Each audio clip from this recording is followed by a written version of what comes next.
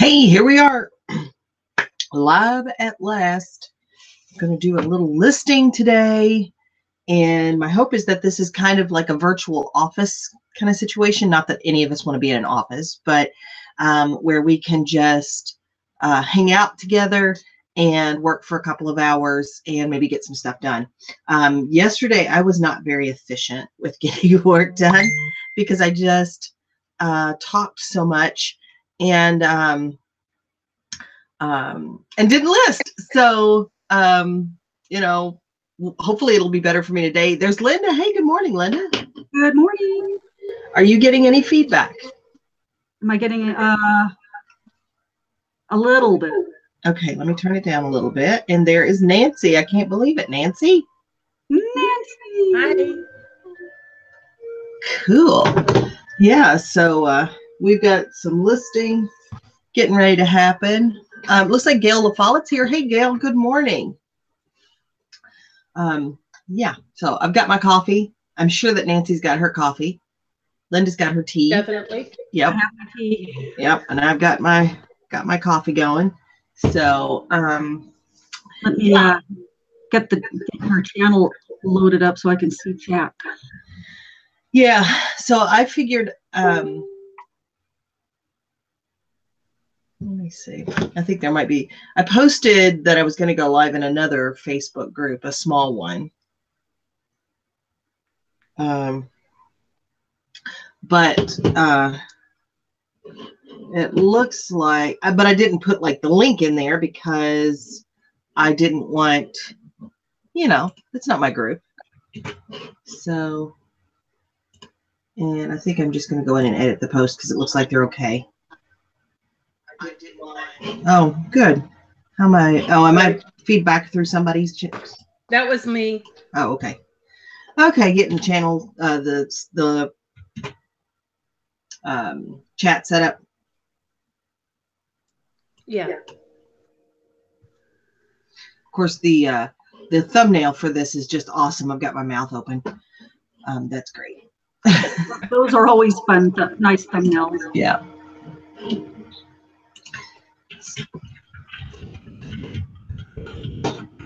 All right. So anyway, now it's back to focus. What I decided to do, since I usually, when I'm having a hangout, am not working, and I like to see the chat, but I also I want to see you guys too. So, and I'm like, I only have 2 monitors. I need to work, and I need to see chat, and I need to see you guys. So what I did was I compressed the screen for you guys, and it is now actually sitting over top the feed that's coming through YouTube, and then I've got the chat over to the side. So, oh, Gail says her internet is buffering so bad. That is frustrating. What are you guys trying to list today? Let's see. I have some clothing I got from TJ Maxx, and then I have this bucket of electronics. Oh, wow. That I got over the summer at a garage sale for like $5, and it's been sitting in my death pile, so I'm going to attack it. Yeah. Nancy, what are you listing today? Anything. I've got some diabetic socks, porcelain knobs, Yeah. Whatever's sitting over here to the left of me. Yeah. I've got about maybe 6 or 7 things in my bin here. I'm going to list these Lego sets together today. And then I've got like 1 other bin, and that's all I've got to list right now, except for some jewelry. So if I get through all of this, I'm going to list jewelry. So, are you listing it on eBay or Mercari? I don't know. It may be that I haven't sold anything from the stuff that I listed on Mercari. No. And I don't know. Who knows? I may take this lot of stuff and throw it on Facebook Marketplace. I won't make as much money, but you know how I am with jewelry. I'm so awful with it. Well, and jewelry takes time for those of us that don't know it. Yeah. Getting a lot of feedback. I don't know who if it's coming from you or Nancy. Let's see. Let me. Is that better? No. I turned mine down too. So. Yeah. Let's see. What was I saying?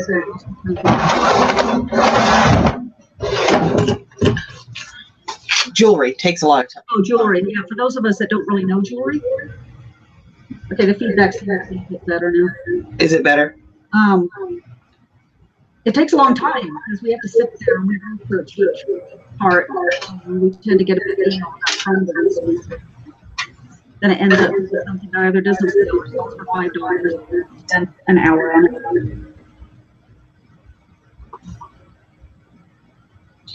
No, I can do jewelry fast. I love doing jewelry. It's fast, quick, and easy for me. Yeah, the jewelry takes me forever. Now the feedback was real bad when Nancy was talking.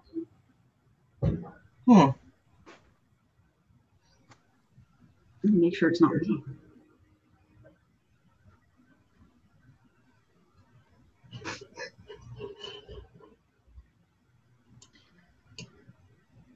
I think I will be able to fix my feedback problem because my monitor is a TV.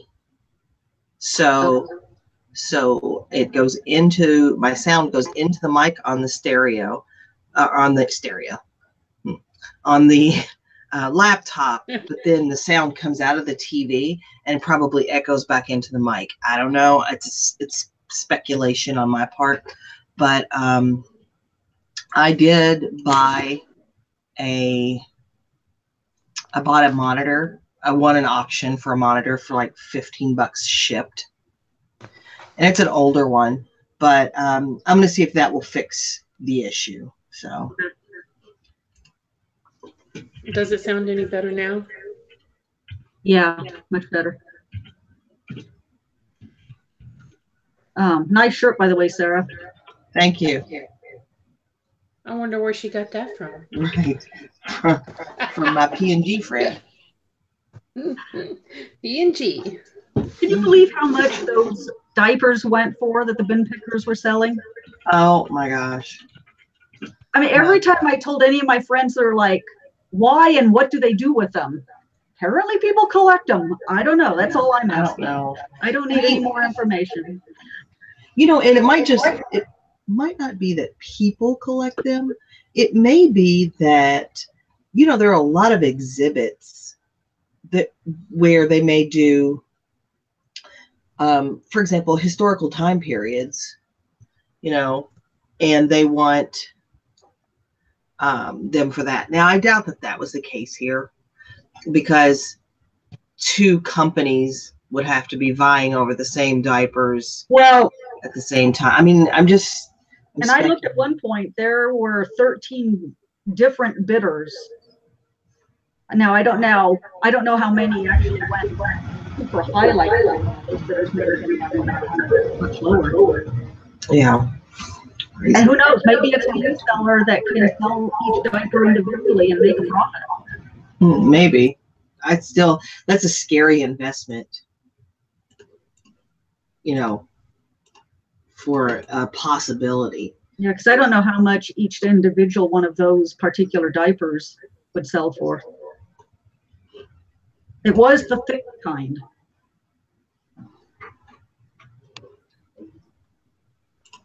But yeah, that was pretty crazy. I watched their video last night after it sold, and they were just like, wow.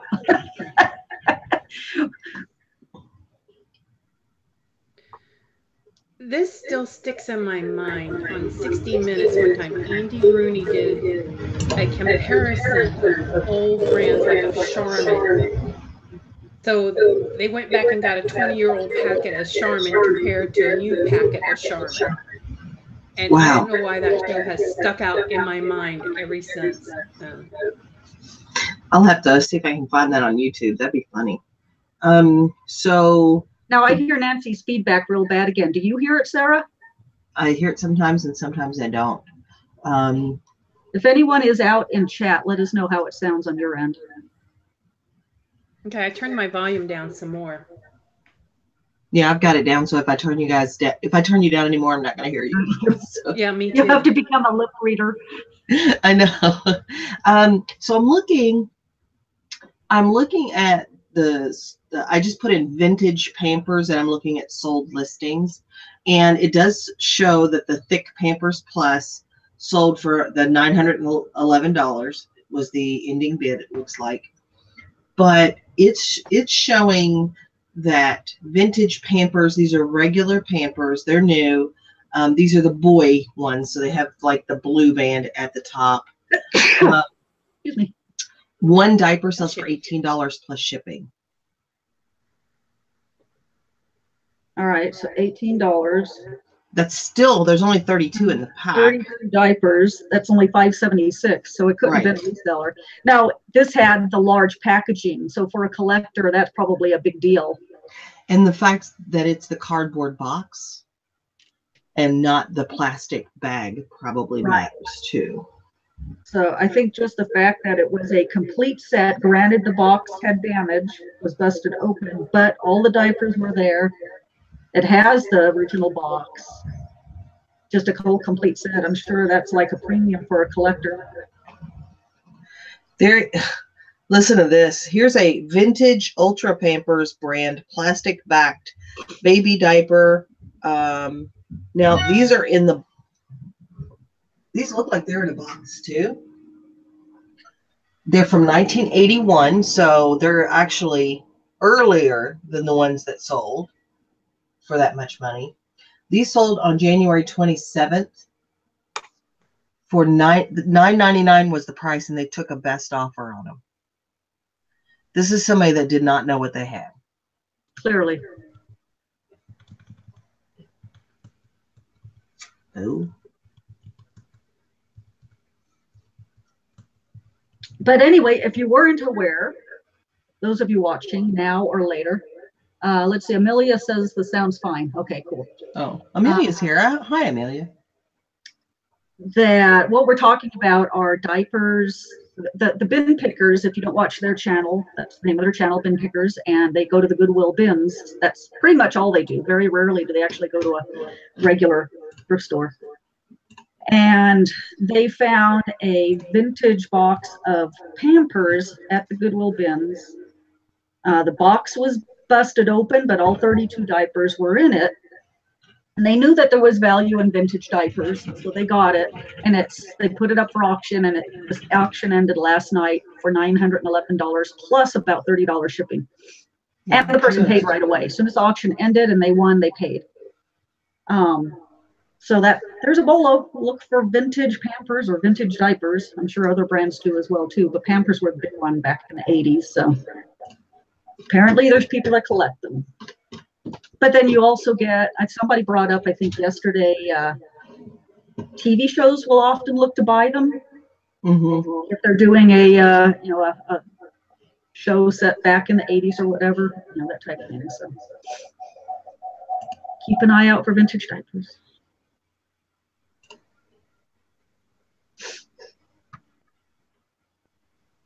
So how's your weather out there today? It's kind of cold today.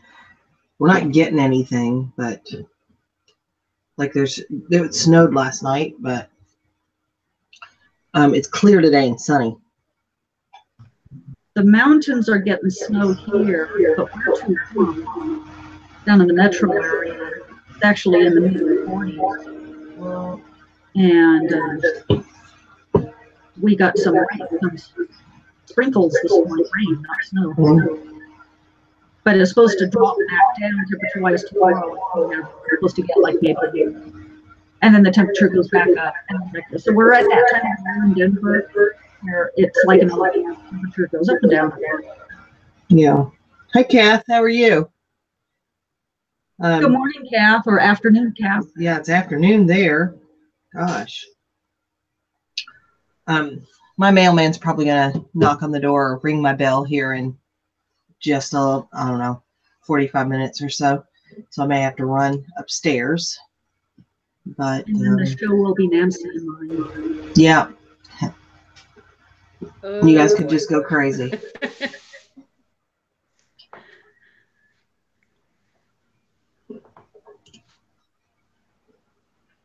That's something that we often do.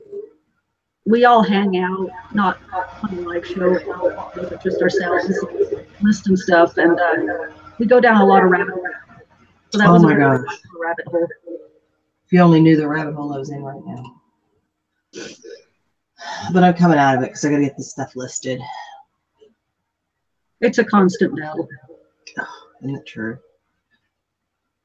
I was trying to look for vintage, like things that are vintage items that would be something you might find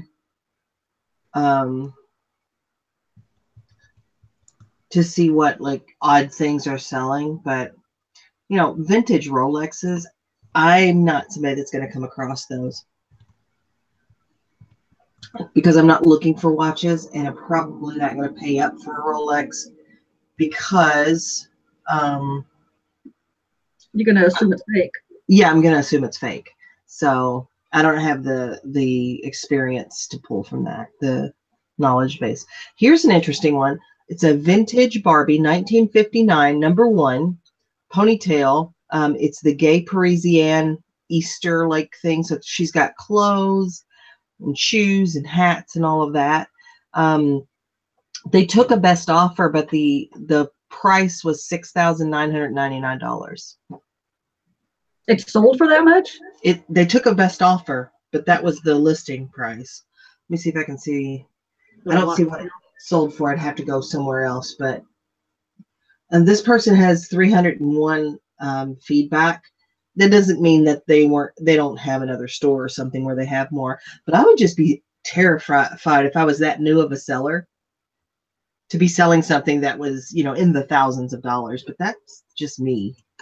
Several years ago, I won one of those antique cast iron banks, and it was one of the actual antique ones, not one of the ones that they made later on. What's the word I want? The retro ones, but the ones that aren't really from the 1800s. This one was I got it in an antique like auction. A reproduction. Yeah, reproduction. Thank you. You know, it's those hard words. Yeah, I know.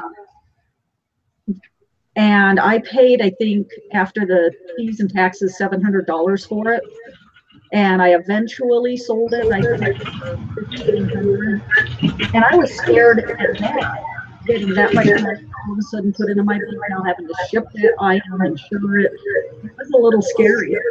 And that's the most expensive item I've ever sold. So. Yeah, I think the most expensive item I've ever sold is somewhere in the range, neighborhood of $400. And that was just this past year. Remember those air purifiers that I bought? Those big honking, I found 2 of them for $10. I think I sold one for under, it was maybe $350 plus shipping or something like that. And the other one was $179. But I think that's probably the highest dollar item I've ever sold. Amelia, where are you? Are you in the Midwest? I feel like you're in the Midwest somewhere. Yeah, I also get nervous that that's going to be the item that I get scammed on. Me too. Me too. Because, and it's not that you couldn't get scammed on something else. It's just that that other thing might not hurt as bad. Right. Well, and this, because I had paid $700 for it. Yeah. If I end up, you know, it's one thing to pay $1 for something and get scammed out of $100. When you sell it, you really only have lost, you know, that $1 you paid for it and any shipping, you know, that type thing. And potential shipping. Paid $700 for something. That's a little different. But I mean, it went through fine. There were never any issues. He was happy with it and everything. So it ended up being a good pick, but it was a little nerve-wracking. Kansas. Yeah.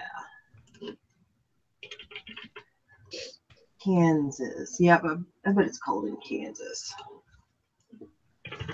We're neighbors then, or at least our states are neighbors. Oh, I guess I didn't realize Colorado. You know, it's like this when, unless you like geography, you don't know the things in the middle. Like you don't know how they touch in the middle unless you're from the middle. Like I know how the Southeast connects all of it because I'm from the Southeast. And But, see, and I don't because I've never lived back there. So that's see, so I know how all those states connect, but you get out in the middle of the country, forget it. You know, we all know like California is all the way on the West Coast. We know Florida sticking out into the ocean, and we know Texas down in, you know, down there. We even know Maine up in the right-hand corner. But, you know, get in the middle. We don't know.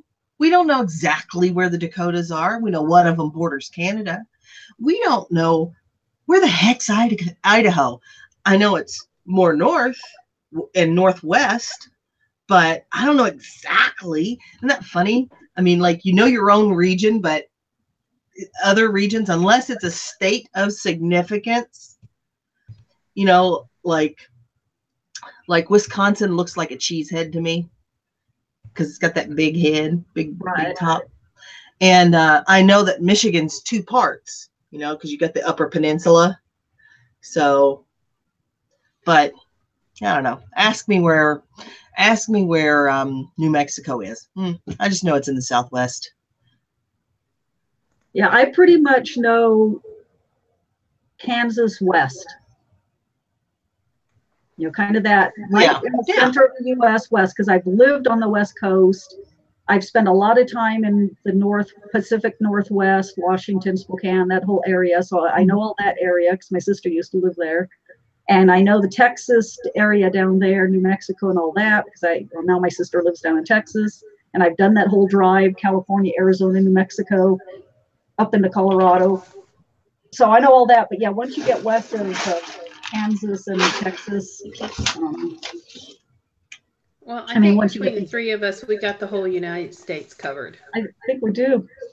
Yeah, because I mean, I know Indiana East, except with the exception of those tiny little states that are all jammed together up in the north in New England. You know, I know what Vermont and New Hampshire look like. But if you ask me who bordered what, I don't know.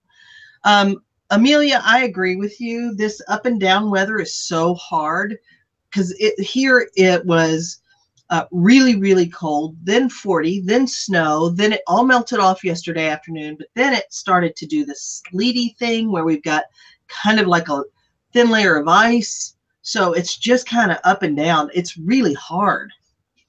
Really hard. Yeah, it's really hard for us too, whether to decide to turn on the air conditioning or leave it off. Listen, Nancy, you can invite yourself to leave, okay? Because you know how I feel about that. I'd rather have the cold than the. Right. I hate air conditioning. I hate summer. Oh, and I hate winter.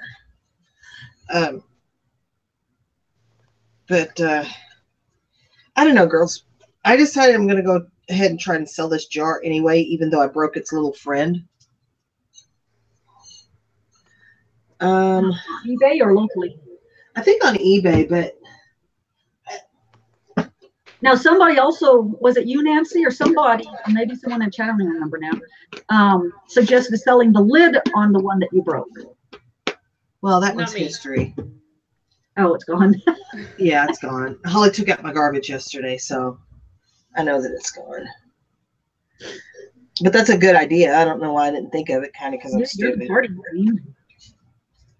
I'm selling buttons. I'm selling lids. Hey, Donna, how are you? Hey, Donna. Did you all? I just saw somebody entered Listmania. I wonder who it was. I wonder who's there. All I see is the three of us. Let's see.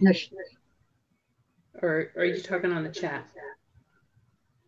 And she's talking the other hangout that we usually go to. Oh. Because this is Google.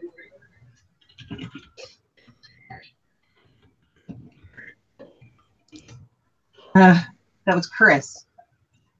Did she go to the wrong group? I guess. Amalia, hi. Welcome. Glad you're here. Yeah, I think she figured out that we weren't there and weren't coming there. So she exited about the time I was sending her a message. So I'm hoping that that means she'll come here. So we have Amelia and Amalia. Uh-huh. You've met virtually Amalia, I think. Amalia's out in California. And hey, there you are. Well, honey, I put the link in our Facebook chat if you want to come on to the show. Look, Nancy's on the show. Do you believe this? Nancy's on the show. Chris. If you feel like it, just click on the other link. I'll send it to you again if you want. And you can join us here and talk to us live. Amalia she's got a son that's, I think he's around 12, 13, 11, 12, 13, something like that. And she was on a couple of live chats with us, like when we're hanging out. Remember her. Yeah, hanging out. And maybe you weren't there, Linda. Yeah, California. Yep. Oh, she's in the middle of making breakfast. Okay, well, join when you can. But yeah, Amalia's good people. She was the one I was talking about yesterday, whose video of her son I saw on the news. Her local news head interviewed her son about he was selling a couple of things on eBay and saving his money. Oh, that's right. She's saying her husband is off work today, so maybe she won't join us. But yeah, it's just good people. Yeah, I'm liking these chats. I don't want to do them too long, Donna, because there are other people that watch. I don't want to. It's like I want to do what everybody wants me to do, which is impossible. And some people don't like the longer, like to watch the longer videos. But I think this is really good for us to motivate us and to create a community. So I'm liking doing these. Milk glass canister.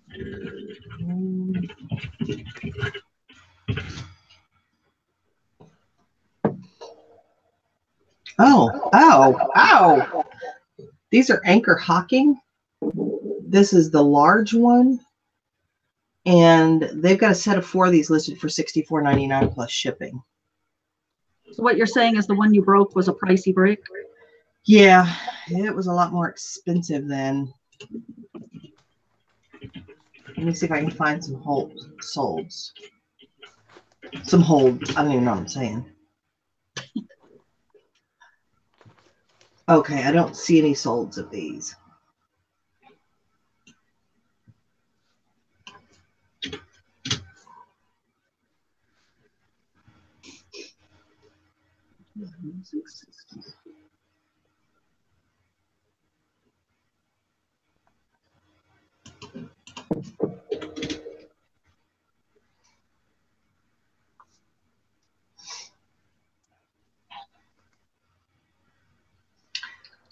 Huh.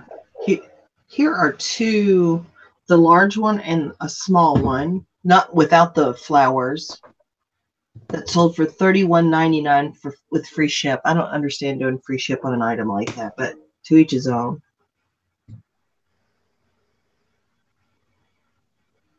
Because you're letting somebody else determine what your profit margin is going to be. Exactly, based on how far they're going to be from you. Yeah. And invariably, since I'm in the Midwest, it's going to be somebody in California or Washington that will order something with free shipping from me. So, and for me, it'll be someone in New York or Florida. Mm-hmm. Yeah. I think probably where Amelia is probably as good a place to be in the country. Well, maybe one state over. Was what Missouri? Missouri might be the best place in the country to be because you're just about the same distance from each coast.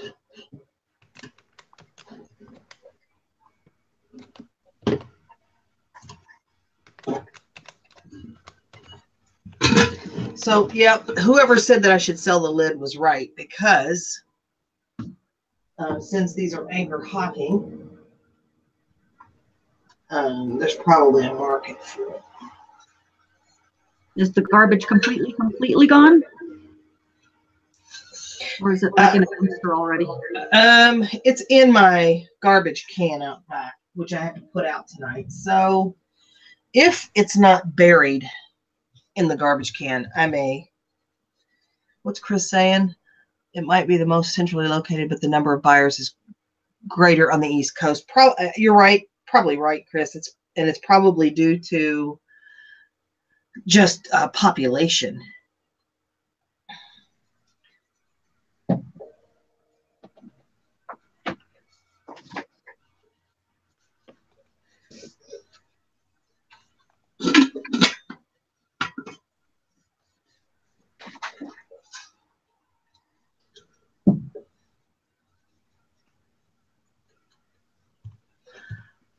Does anybody have any vacation planned soon? Let me live vicariously through you. What's a vacation? Yeah, I know. To me, a vacation is North going Carolina overnight in to Black Hawk casinos. I'm going back to North Carolina in March for 2 weeks. That'll be a nice change for you, some cooler weather.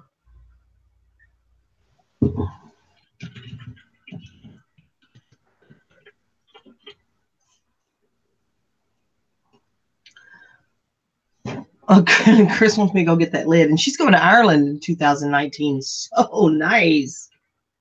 I know. That's the one place I would ever want to go. That's the only place you ever want to go, Nancy? Yeah. What'd you say, Linda?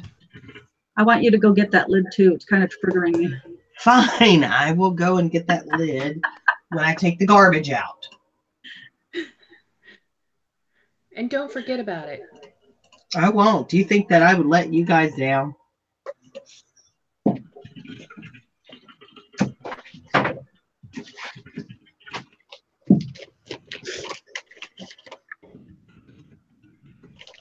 You know, as much as I don't look forward to summer and love the winter, I am starting to get the itch for garage sales.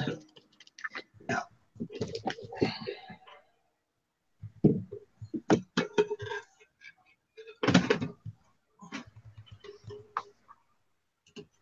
Because I've learned about so much more stuff to look for during this off season.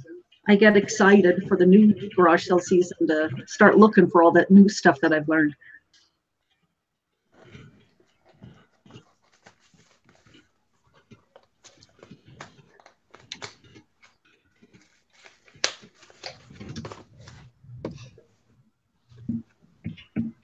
We don't have any vacation planned, but I do need to plan one.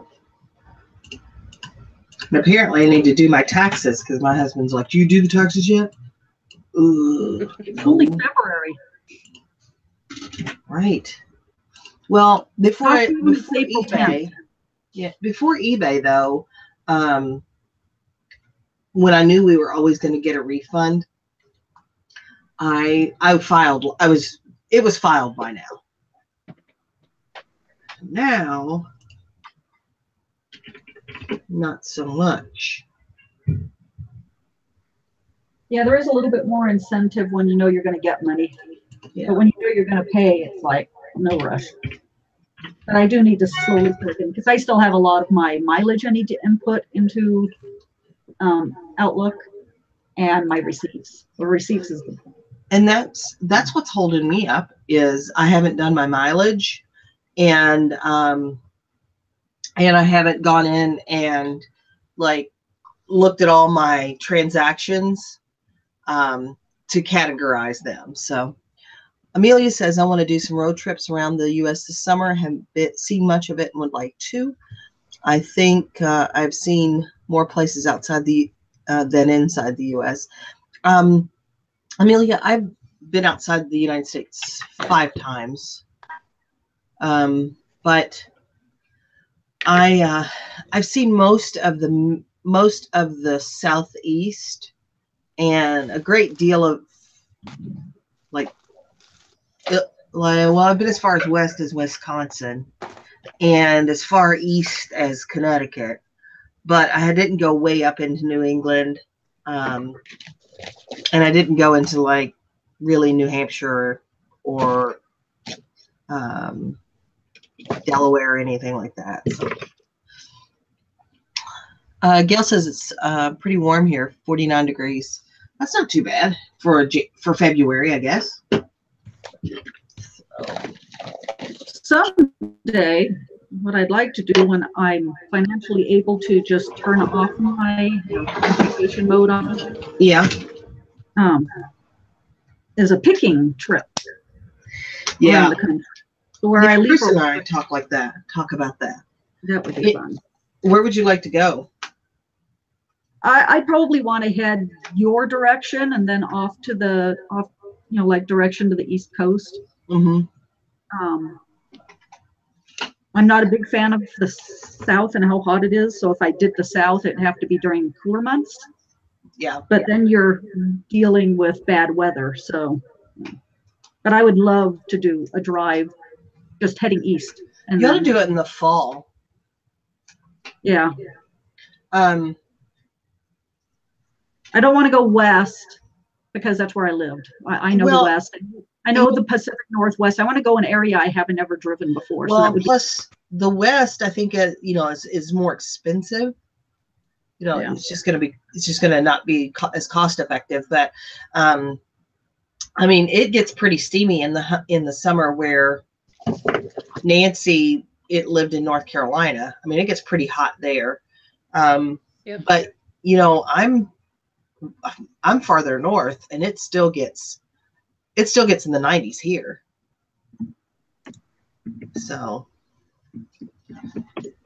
right that now would be fun. Here, it would be in a way like a vacation. It'd be better than a vacation. What are you talking about? Before, but then it's all tax writable and I'd be picky. But it's better than a vacation. That is my idea of a vacation. Yeah. Not listing and just buying. Yeah. Well, yeah, right true. now here in Florida, we have a lot of the snowbirds that have come down. Mm-hmm. So, and also this is a great place to find the winter clothing to sell, because everybody that moved up north down to Florida keeps their winter clothing until they decide how cold it is here. Then they donate them.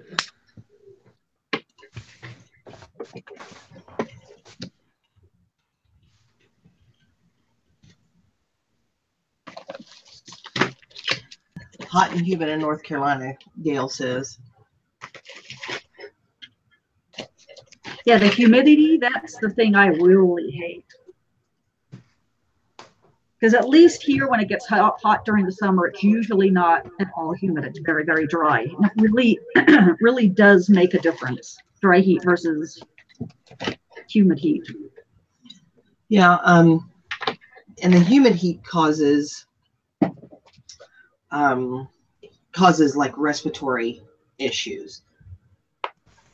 Yeah, lots of humidity where Chris is, and lots of humidity here. You wouldn't think so, but there's lots of humidity here in Central Ohio.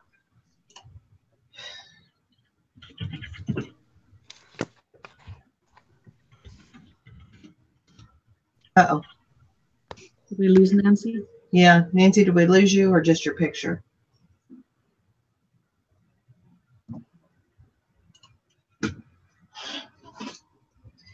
I'm sure she'll be back.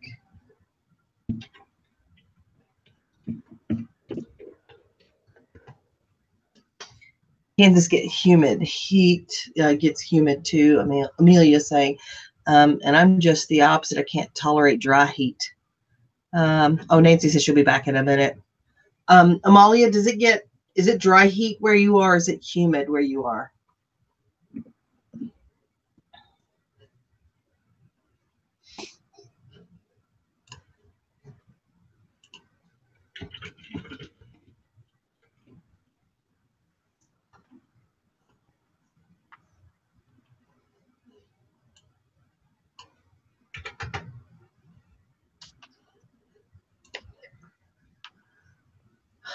Oh, it's a perfect type of heat.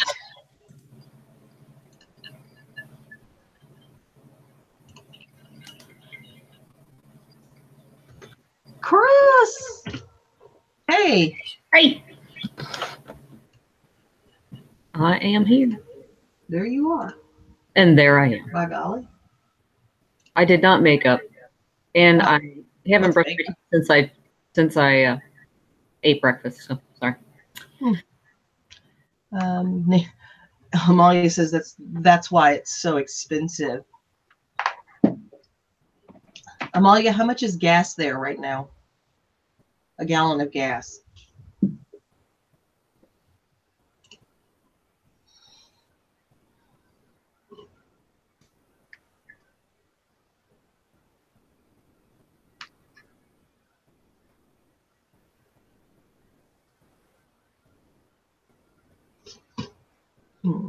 I don't think I could tell you what a gallon of gas is. Thursday I paid $2.17 for one. You're cheaper than us. I think I paid $2.29 at Costco the last time I got gas. And Costco's almost always on the low end here. She said it's $3.15. And what was yours, Linda? I think $2.29 I paid. So it's almost a full dollar more than it was here a couple of days ago.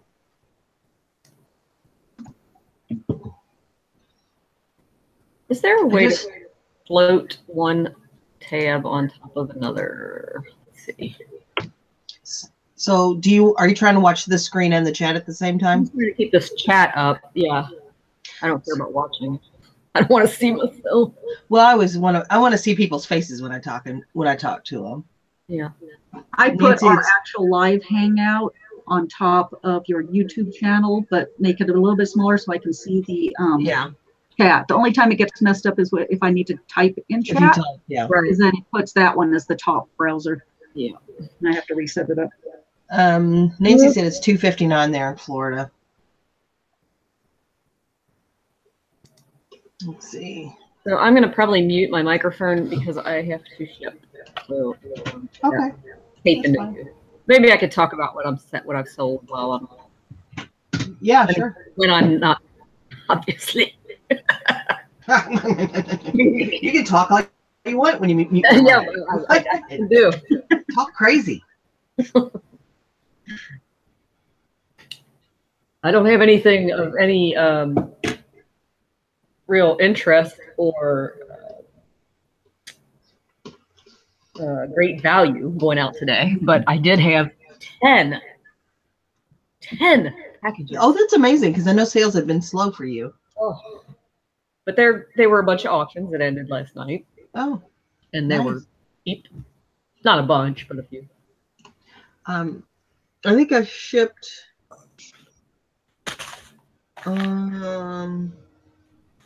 like maybe 15. I did have one sale today. It was a remote that I sold for $14.99 plus $3. And I went ahead and shipped that this morning too. I have to laugh, and I probably shouldn't talk about this on a public thing, but I called my doctor to refill a certain script of mine. I might call it my squirrel medicine. And I am required to go see a doctor every like 3 or 4 months or whatever when you're on that, because it is a controlled substance, amphetamine. And when I told the girl, I realized I haven't seen the doctor for a while, and she said, yeah, and I'm looking at May is the first date we can get you in. And I said, well, maybe I'll switch back to my general practitioner because he's more convenient for me anyway. And she said, well, I said, that's just that I'm out of the medication. She said, are you stable on your med? Yeah. Oh, well, I'm not stable right now. I don't know if I'm the one you should be asking that question of, but you leave that to my discretion. I haven't wanted to kill anybody for a few days. Yeah. So I feel you. I've been wondering if I need to get on some hormones or something for this menopause, but I don't get particularly any more grouchy than I normally would, because I'm kind of a prickly person anyway. But this crying over everything, oh, I can't tolerate it. Yeah. That is one thing I've noticed about some other medications that I'm not on anymore. But when I was on it, like, there was no emotion. Like, I'm one of those easy cry. I can cry very easily. Mm-hmm. But when I'm on that, it's almost for me to shed it. It's weird. Like dead feeling, just nothing bothers you, nothing phases you. Yeah, and I don't. And that is the worst. That's the worst emotion. I would rather be emotional than emotionless. I would sometimes like to be able to control my emotions better than I do. I cry like at the drop of a hat.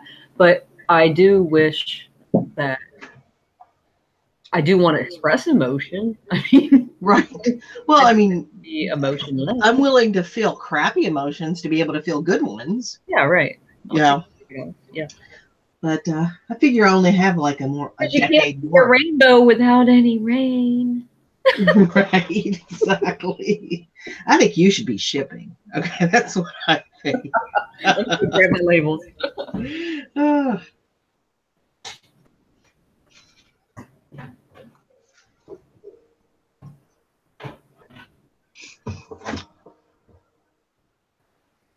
Could you look up something for me, Linda, and see if there's any data on CamelCamel?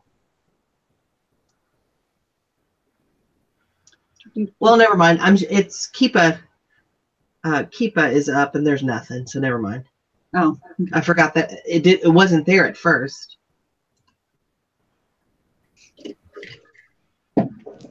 Oh! I didn't see this before. Linda, do you have Keepa on your, as one of your? I can bring it up. Okay, so you're familiar with it and you've used it. I've never seen this before. I'm going to share my screen. Welcome back, Nancy. Hey, Nancy. Thank you. So you see, here is the graph. There's nothing on this particular item, but look what it says right here. eBay.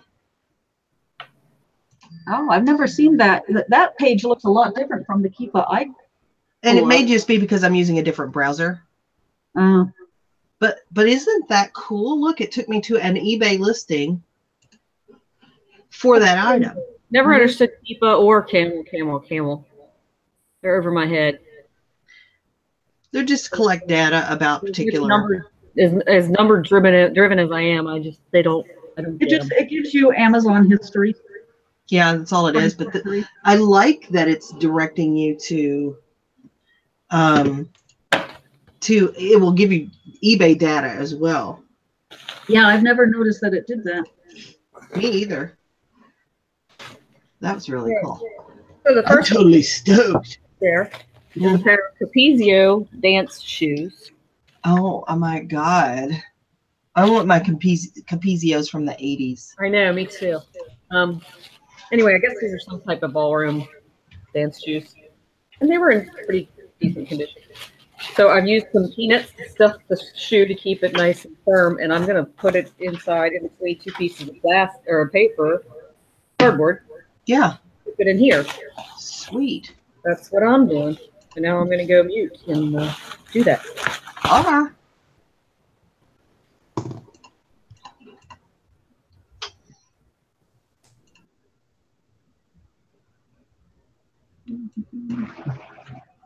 It occurred to me I didn't say anything about how much I paid for it or how much I sold it for. You were just excited that it sold. That's fine. Any of that important detailed information.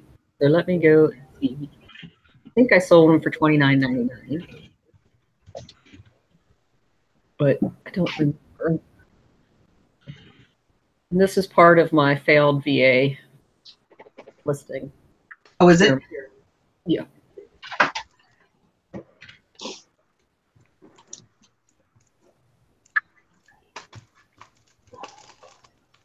All right, so yeah, they sold for $29.99 with free shipping. I had put them in a box, and they weigh 2 pounds. and Yeah. it would be like $10. And so I thought, I think I can put those in a padded flat rate. And I'm not crazy about the idea of doing it, but I feel like a good enough, strong enough shoe that they can withstand it with the cardboard and all that. So, and then those I've had, God knows how long. I put down a cost of $4. I really don't remember what I paid for them. Okay, now I'll meet.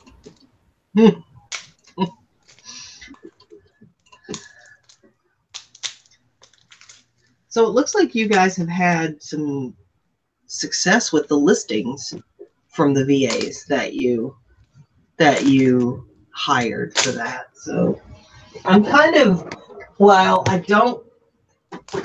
I'm such a tight wad that I have a hard time parting with that money after doing as much work as you guys did. I mean, you guys are getting sales from it, so that's pretty impressive. I'm just happy to be getting clothes listed and not having to spend much time on them. Because, I mean, you know, I've said this before, this year I need to work on getting a better balance between eBay and Amazon. But, I mean, I have no employees. It's just me. I have no spouse or partner that helps. Real quick, let's not mention who it is right now. Okay. Yeah, okay. That, okay. It basically gives me an employee without hiring an employee. So it's you know, for myself, I'm kind of hit the max out for how much time I can put into it. And I just can't grow anymore if I don't do something about getting help. And at least as of right now, getting a VA seems to be helping me push to a higher level.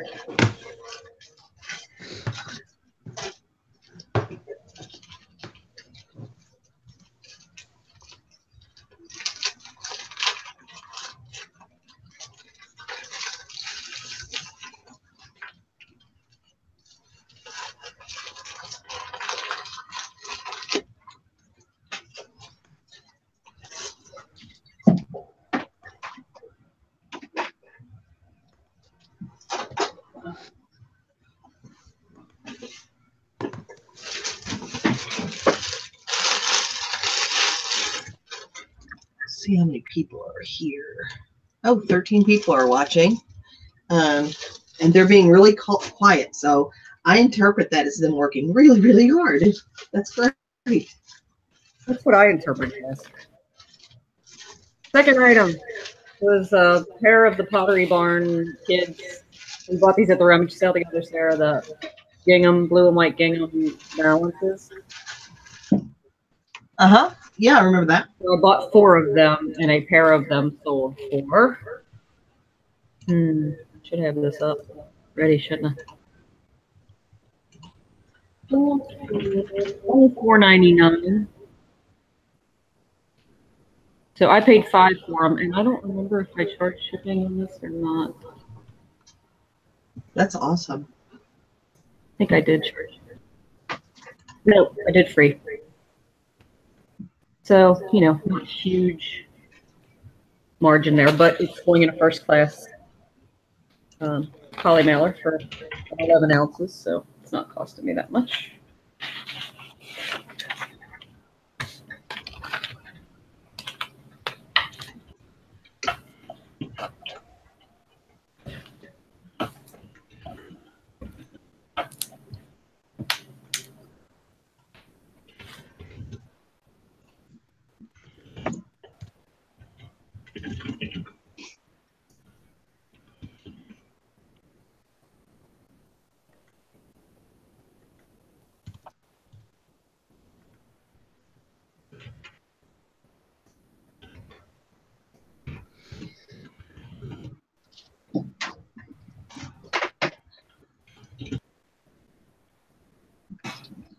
Who is I am in our chat? You know? I mean, they've been here before. Oh, really? Yeah. Well, hi, I am.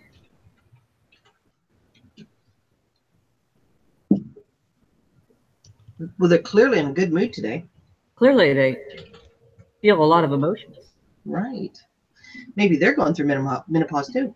Maybe.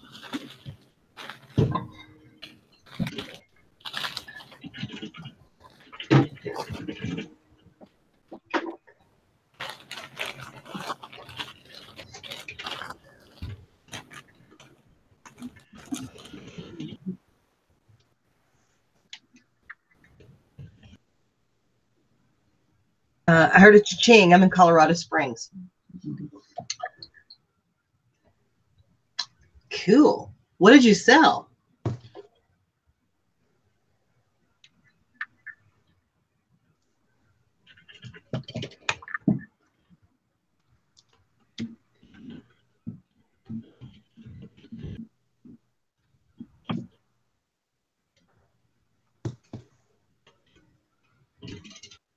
Been through menopause already.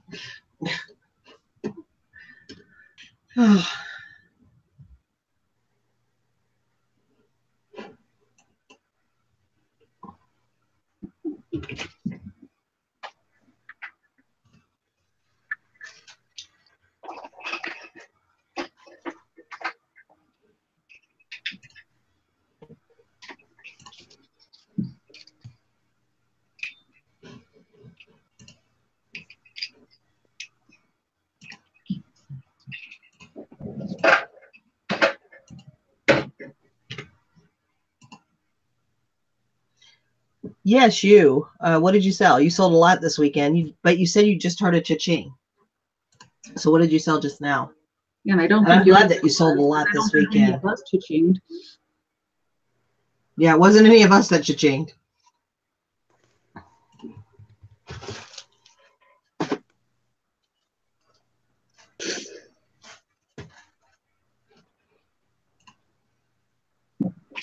Had crappy sales for the last few months. A lot of people have been saying that their sales have not been very good. Yeah, I had a decent last week of January that kind of helped me do a little comeback. I was beginning to think this past January was going to be my worst month since I went full time, but I had a good last week. So it pulled me up above that, but yeah, they still haven't been good.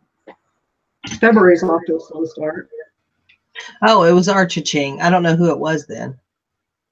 Oh, I didn't hear any of us cha-ching. Didn't hear any of us. Not me. Wasn't me.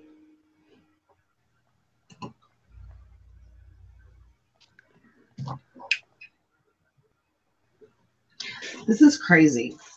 So I picked this up at the bins. I showed it in the video. Remember, I picked up a whole bunch of these. And these actually sell for $12.99 plus shipping. What are That they? is Was it a shower cap? It's a coiffure bonnet. Coiffure. And I So just a shower have to say cap. coiffure. So it's a So, shower. yeah. November, December was horrible. November and December were down, but I wouldn't call them horrible for me. Definitely, it was slow in January though.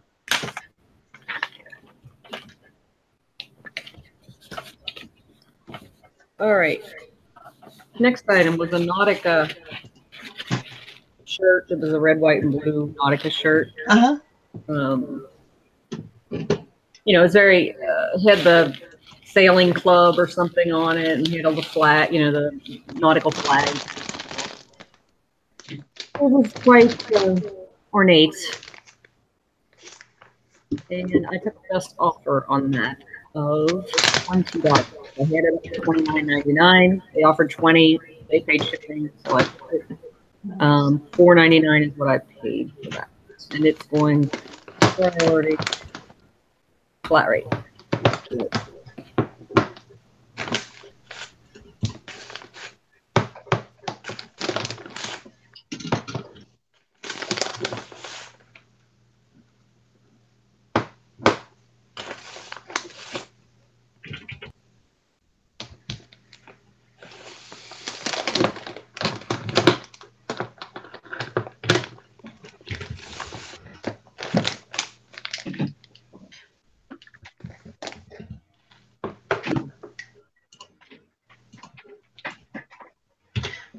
Well, I haven't sold this yet.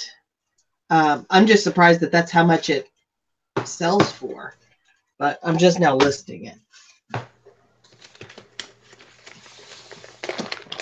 You see, you were beating yourself up about not picking up great stuff, and you picked up great stuff and didn't know it. Yeah. I'm glad I had my little rant though about it. Yeah. Sorry.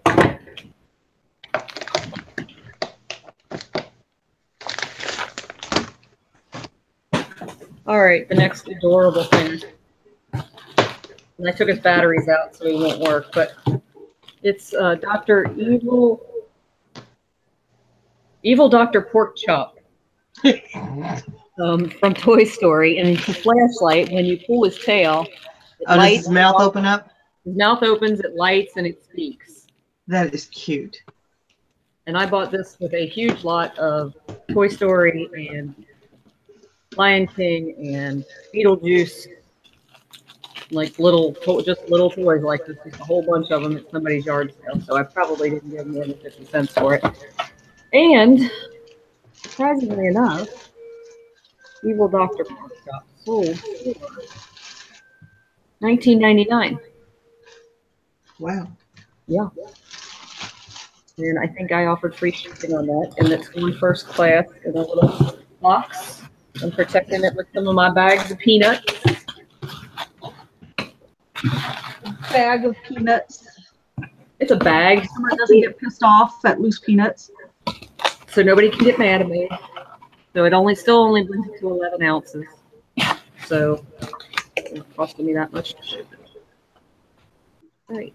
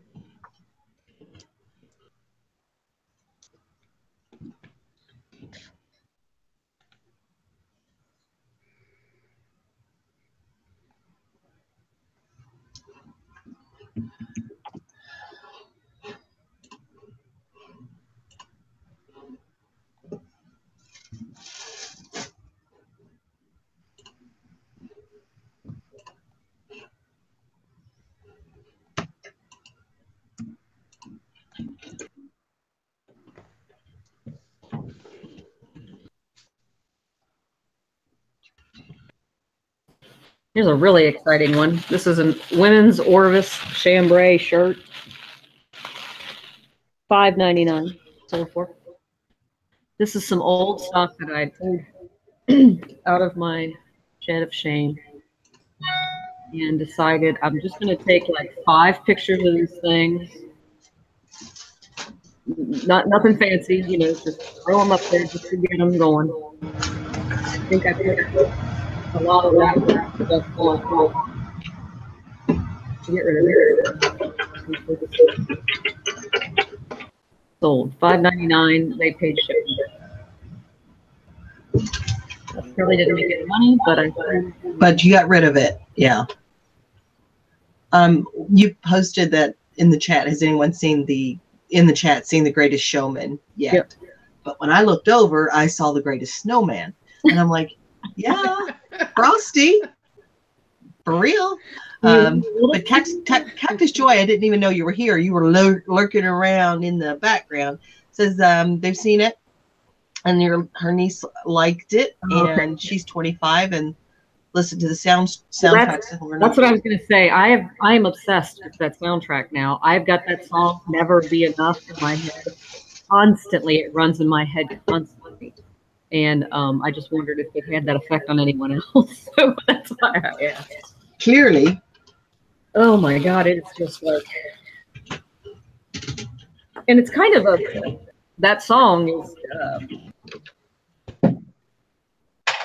I mean, it kind of goes against everything I feel strongly about, as far as like she's saying that all the spotlights and all of the attention and all of the glory and fame will never be enough. She'll always want more. And that's not me. But I cannot get that song out of my head.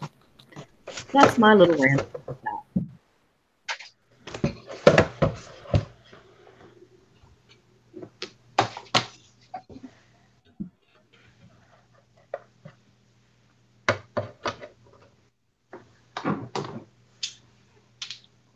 So I went to Office Depot this morning, and they had about 12 to 15, I'm not sure exactly how many, rolls of bubble wrap. They're just the small 20-foot roll, but they're Christmas themed bubble wrap. Why do you need themed bubble wrap? I don't know. But they found them in their back room, so they put them out on clearance. They normally sell these at $9.99 a roll. Had them on clearance for 63 cents. So I bought them. Nice. As I did the math, and per foot, it still is cheaper than the cheapest bubble wrap I'm able to buy. So Great. Nice deal. I loaded up the back of my car with Christmas bubble wrap. And I would use it for the entire month of July. That's right.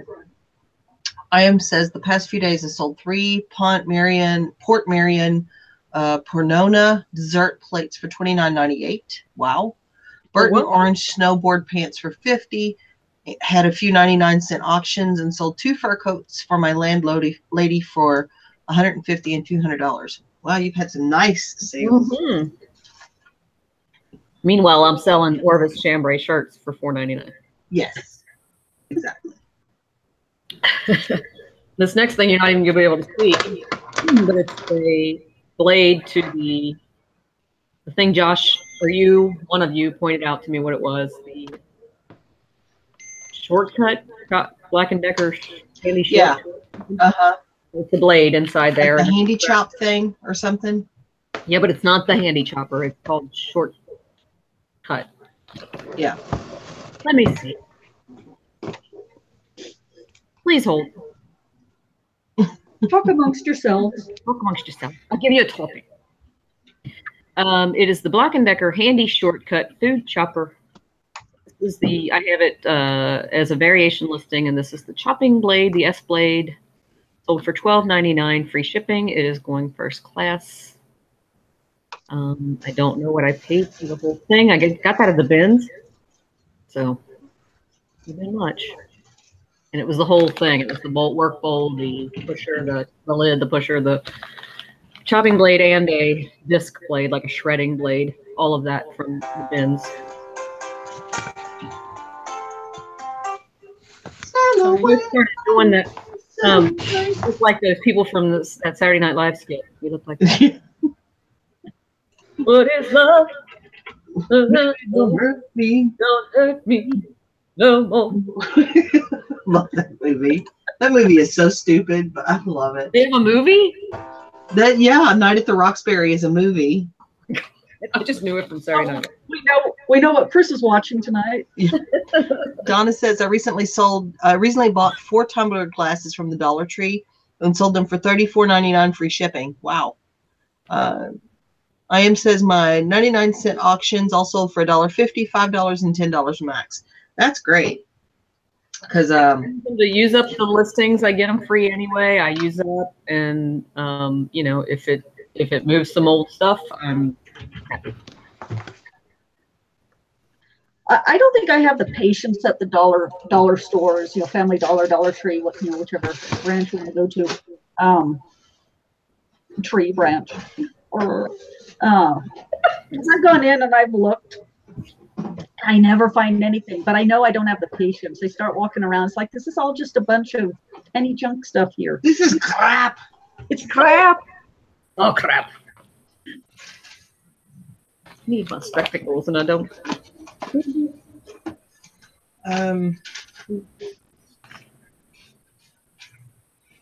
Oh, this is depressing.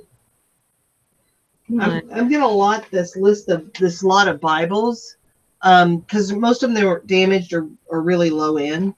But I flipped to this page, and here's an order of service for the funeral of Felda Scarborough in 1995. I bet you could sell that as ephemera. I'm not kidding. Kind of the point with ephemera, though, is you need a bunch of it, not one sheet of paper. Oh, okay. I can look how many sheets of paper are in this Bible. Okay. Was it on a particular basket we should be aware? Is there any green paper in there with, say, Benjamin Franklin's face on it? No, there's no green paper. That's what I always hope for when I get the Bibles. It hasn't happened yet, but one of these days it will. Let's see. And I'll give a quick tip. I know everybody probably knows this, but when you get these eBay mailers, ones that are eBay branded, they have two things on them. Don't pull those off. Don't pull them both off. You pull the top one off. Right. You fold it down so that the bottom one, if they wanted to reuse that, could be reused. Yeah. So it's a eBay's made reusable bags. They can be used twice. Try not to ever say so that they can send it back to you in that, because I'm avoiding.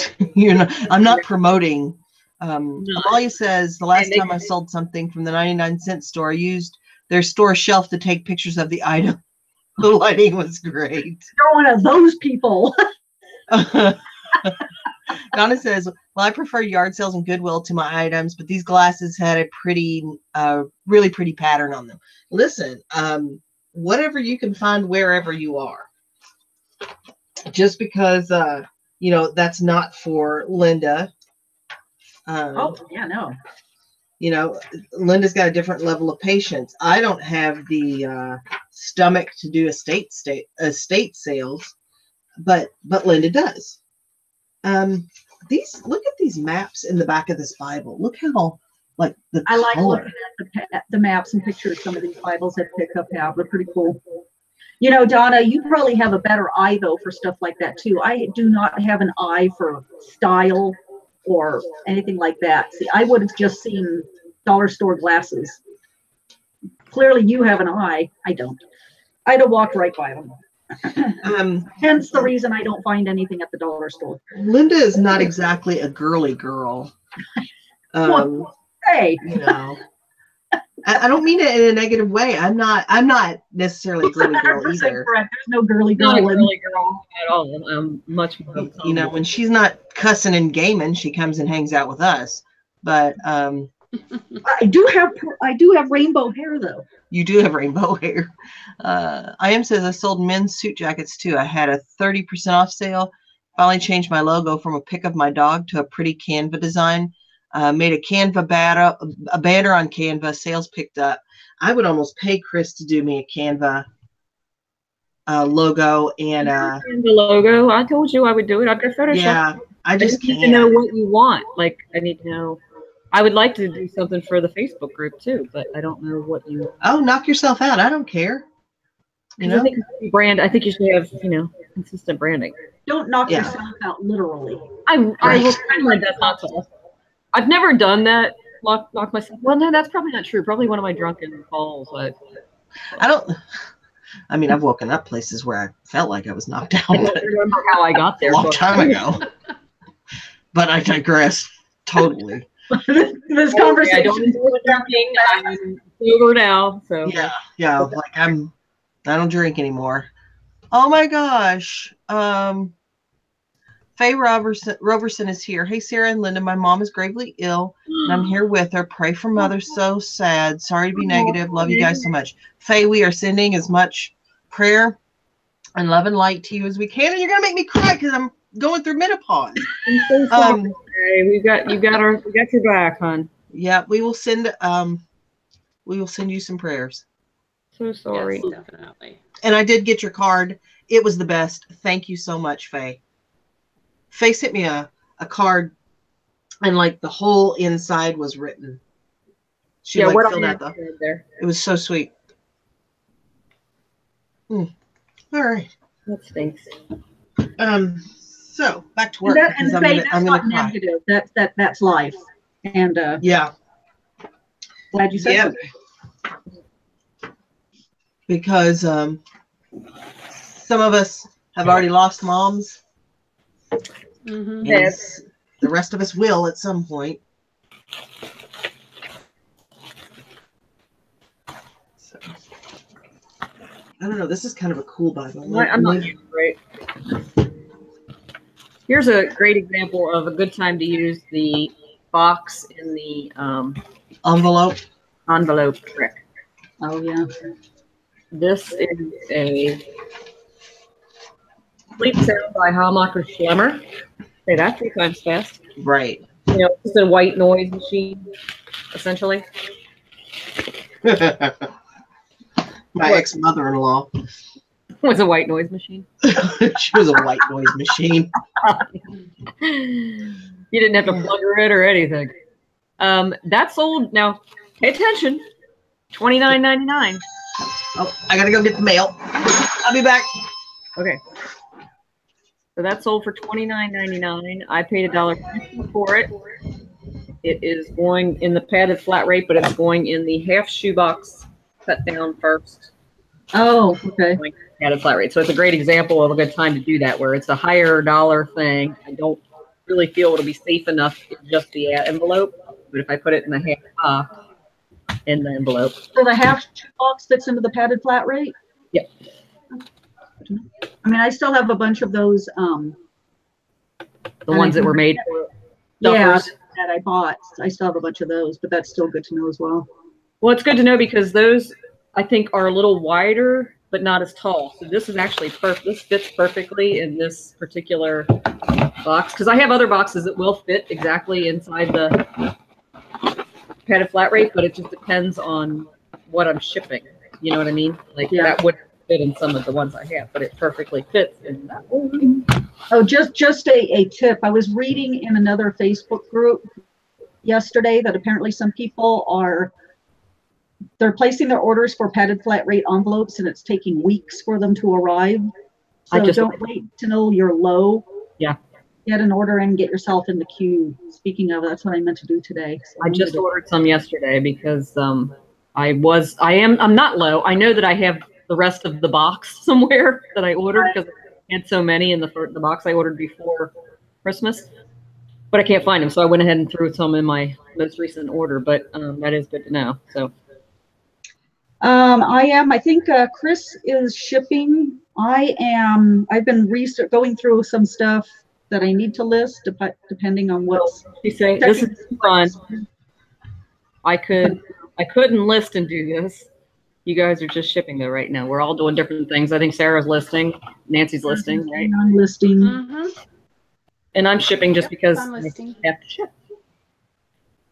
And then I plan to list.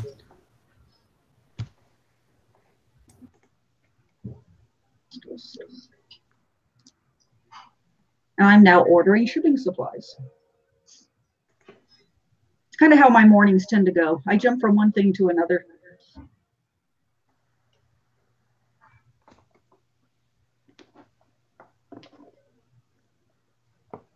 I don't know what I was thinking this morning, but I, got up and did a few things, messed around. I'm like, oh crap, I have 10 things I need to ship. I should probably get on that. Looks like the USPS changed their website a bit. It's a little fancier now.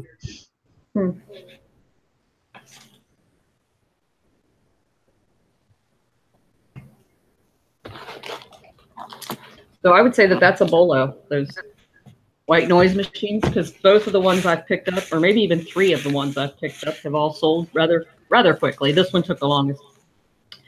For various prices. This Hammacher Schlemmer is probably a better name than the other 2 I had, but you know, they look like nothing, so thrift stores don't price them for anything.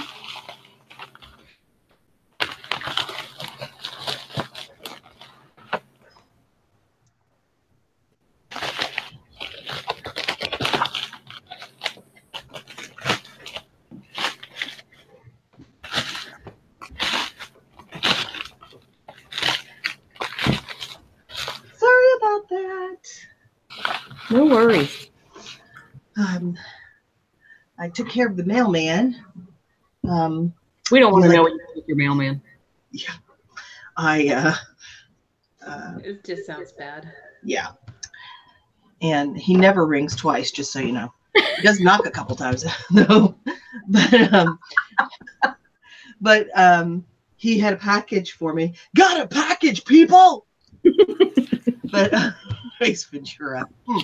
Anyway, I'm like, do you want the packages now? He goes, my little truck is stuffed to the gills, and I'm like, he's like, I'm like, come back later. He goes, I don't want to mess up your whole day. He's so cute, like he's just so thoughtful. I'm like, I'm not going anywhere. I should be listening. Let's see what's happening.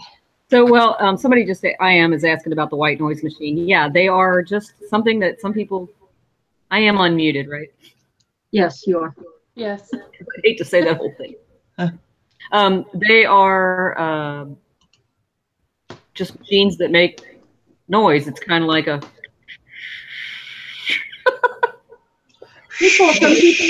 Some people need them. People that have tinnitus. Tinnitus, yeah. Where you get the My buzzing. husband I have that. And so some people use it for that to wash out that noise. And then other people use it for their babies. So the babies always have a noise and they don't get woken up by the dog barking. A friend of mine uses a fan, an actual fan. She doesn't have the fan on her. She just has it for the noise. You're just blowing. I have a friend that's always had to have a fan or some sort of noise in the room. I used to always have to have the TV on or the radio. When I was little, it was radio. And I'm convinced that's why I know the lyrics to so many songs. I think it just seeped into my subconscious. That moment where you wake up in the middle of the night and Nights in White Satin is on, and you're like, this is so creepy. But I'm just saying that it is a good bolo because they are cheap, generally pretty cheap. People at the thrift stores don't know what they are. Like I said, I paid $1.99, $1.50 for that one, and it sold for $29.99. So. Yeah. So is it pronounced ISIS like Americans would pronounce it, or is there some ethnic stuff thrown in there? Because my husband, I think, would pronounce it ISIS. And it's a great name, by the way. It's too bad it's been ruined. Like it's been. Really. And I took care of the mailman in that I took the package from him. He is not buried in my backyard. No, it doesn't say white noise on it. It says sleep machine or something like that. Or yeah, usually, yeah. Sound sleep or whatever. It'll say something about sleeping. And what brand was that one, Chris? Hammacher Schlemmer. Oh, yeah. So it's a little better. That's a good company, by the way. That's a better one than the other ones that I picked up, but yeah. Some of the ones that do okay, and they vary by degrees, are the Homedics one. Can even do okay. But there are really cheap Homedics ones, and then there are better models. So you really have to do your research on those. Here's one, too. Just so happens to be behind this curtain. Is the Wizard of Oz back there? So this is, what is this called?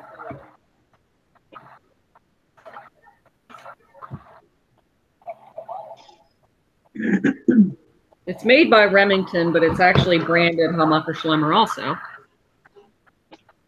And it is, I don't know how to turn that off. Just, there we go. It's like one of those easy wake up things where it kind of gently lulls you awake. So this at 8 o'clock or at 7:30, it's the alarm set for 8. at 7:30, the light comes on at the dimmest possible setting, and the birds start chirping.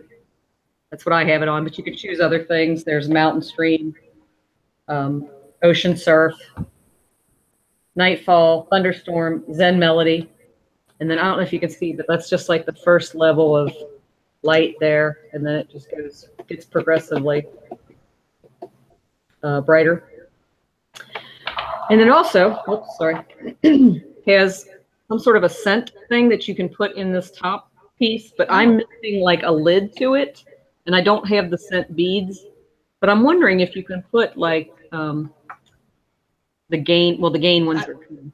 Yeah, I was wondering that too. I was just thinking Like that. the calming or the what are they called? I work for the company that makes them. Why can't I think of it? The scent. Oh my gosh, Downy Scent beads? sensations or scent. What are they called? God, you can. Anyway, I wonder if that would work in there. I've been meaning Like the laundry scent booster kind of things. those things. Yes. Anyway, this removes from here, and I guess there was a lid on it. Some of the pictures I've seen have lids, and some don't. And you just put some of the, I guess, something in there. They don't actually melt, but there's the bulb in here, I guess, warms them enough to release some scent. So if you want to go to sleep or wake up gently, those are ways you can do it with this thing. And I'm kind of intrigued by it. I sort of want to keep it, but I think I will sell it. So, what do you want us to call you? If you're going by your middle name, you can tell us your middle name, and I will call you that. I'll call you I am. I'll call you late for dinner. I'm. I like I'm.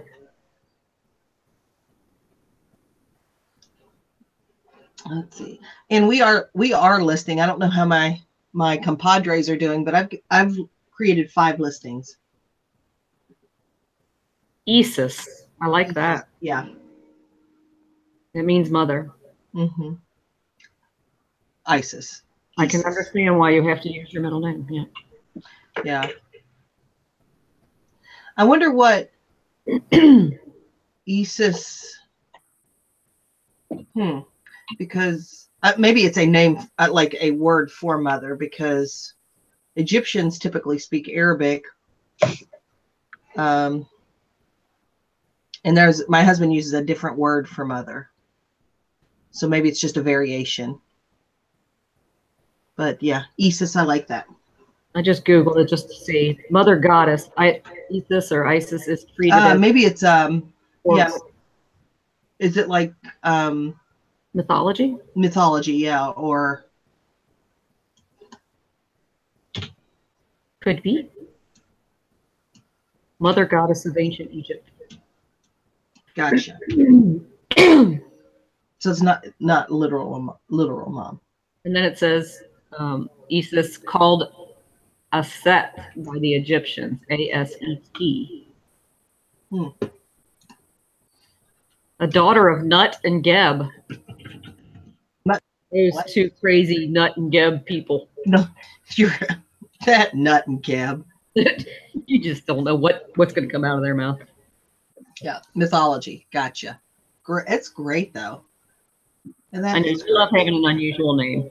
That's like people that I guess had named their kids Adolf at the time of Hitler. I mean, they might wanted to have used their middle names after. I get it. It's unfortunate, but I get it. Right. We could have the most boring name in the world. Like I remember when Barack Obama was running for president. I thought, there's no way this is when he was first out. Like, nobody knew much about it, or I hadn't heard much. And I thought, there is no way this guy can be president with a name like Obama because of Osama at the time. Yeah. Sure enough, he won. Yeah. But, and I won't get too political. I also didn't think we were going to elect Tom. Yeah. Just leave that right there. That crazy Nut and Geb doing all that stuff. They have temples of Isis in Egypt, statues of her holding baby Horus, the mom figure. Cool. That's someplace I want to go after Egypt calms back down. My son's name is Abel, but I always joke that he's not. That's pretty funny.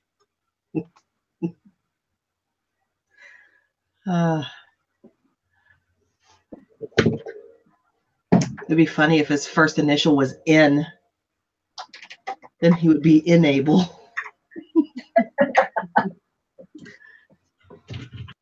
Or, yeah, that's funny.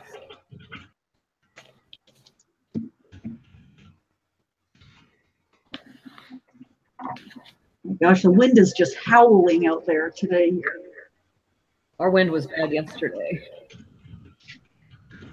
It wasn't that cold last night leaving the friend's house from the Super Bowl, but the wind made it very uncomfortable. But this is something I can't even really show you.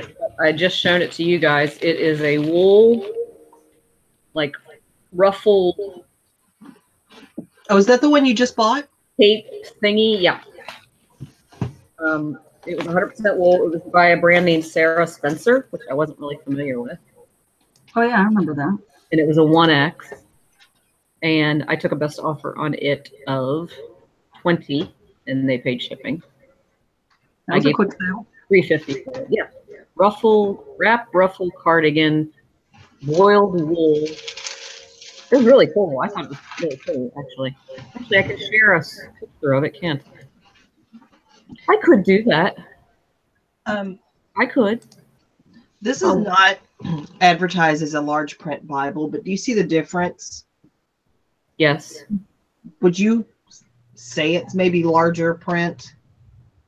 Is it advertised on the Bible? It is anywhere? not. I would not. Mm-mm. But I would be sure to determine show what size point it is and say that, like if it's 12 Yeah, these are going in a lot because they're both damaged. So I guess I'm really not worried about it. I don't know if I can share my screen on this. I've never done that. Did you share your screen? Maybe you can because you're the moderator. Okay, go to like our chat. Yeah. And put your mouse over the screen. And you get a menu that comes over on the left. Yeah. Oh yeah, I see it. It's the green box with the arrow in it. Okay. Hey, Cindy, I didn't see you were there. Thanks for being here. I will be right back. There's 20 people watching. That's amazing. Are you folks that are watching this getting anything listed? Can you see this before I go close it down? Yeah, I can see it. Okay. Anyway, it was very pretty. It was very nice. I probably should have held out for more. Oh, Cindy just came in to say hi. Hi, Cindy. Hi, Cindy. Oh, Cindy just came in. Hi. Not just came in to say hi. That's different. Is that Cindy that we know and love, Cindy? I don't mean Lisa says, I've been watching Joanna Lumley's tour of the entire Nile, 2009. Who knows if it will ever calm down again? Yeah, you're right. I don't know. I guess it will at some point.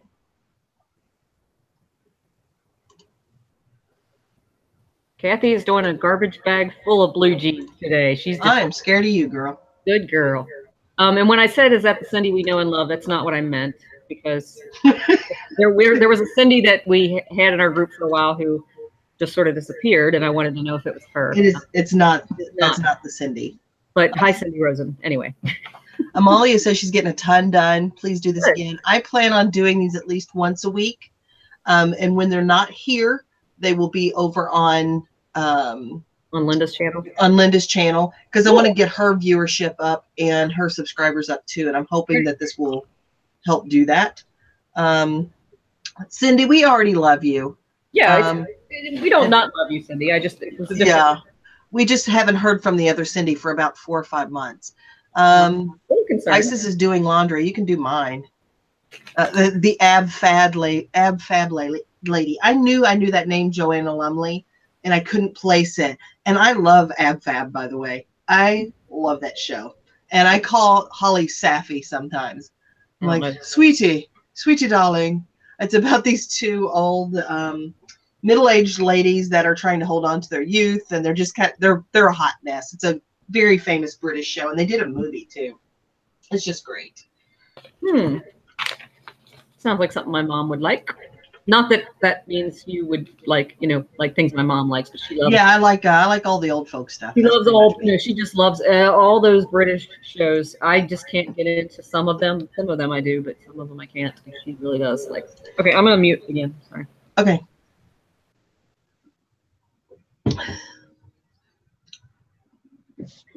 So I got my favorite Girl Scout cookies yesterday. Which ones? Savannah Smiles. Are those the lemon, like the wedding cookies, or the lemon? Yeah, with the lemon with the powdered sugar coating. They didn't have them. I don't know if they had them last year. I ended up not finding any Girl Scouts last year, so I didn't get any cookies. But the year before, they didn't have these, whereas the year before that, they had. Because they can be regional. But they have them this year, so I'm happy. I love a lot of British shows too, Isis, and right now I'm watching an Australian show on Netflix, and it's called Miss Fisher's. Oh, great! Now I don't know.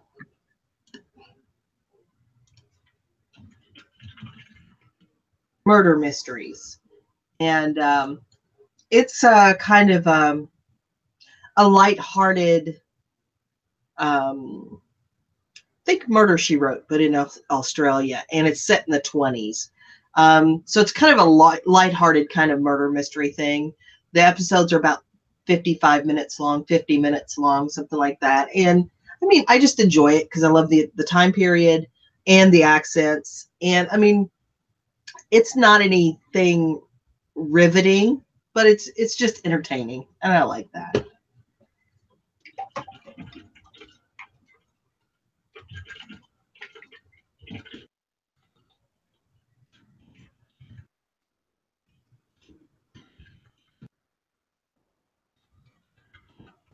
All right, here is an unbolo. Non-bolo? An anti-bolo. An anti-bolo. It's a Paula Deen knife block. But it was beautiful, dark, like almost cherry kind of wood. I've got it wrapped right now. And it, it held like 6 knives, 5 knives, and whatever. And I probably only gave $1 for it or something, $2 for it. Anyway, nobody wanted it. So it eventually sold for some ungodly low amount. And the guy that bought it asked me to measure the top slot because he had a chef's knife that was exactly 1 7/8 inch or 1 3/4 inch. And I sold it to him for $8.99, and he paid shipping, which was more than $8.99. And the total he paid me is $20.94, and I'm shipping it in a priority box, but I don't remember what I paid. But he is in Maryland.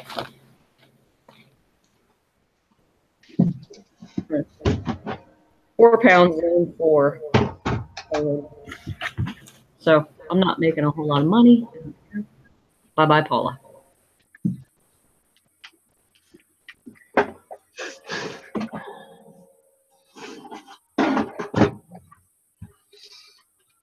All right, here's my 6th listing, and I'm just creating drafts. I don't want to mislead anybody. I still have to take pictures of all this stuff. Yeah, so am I. Yes, so I'm just getting my drafts, but there's my 6th one complete.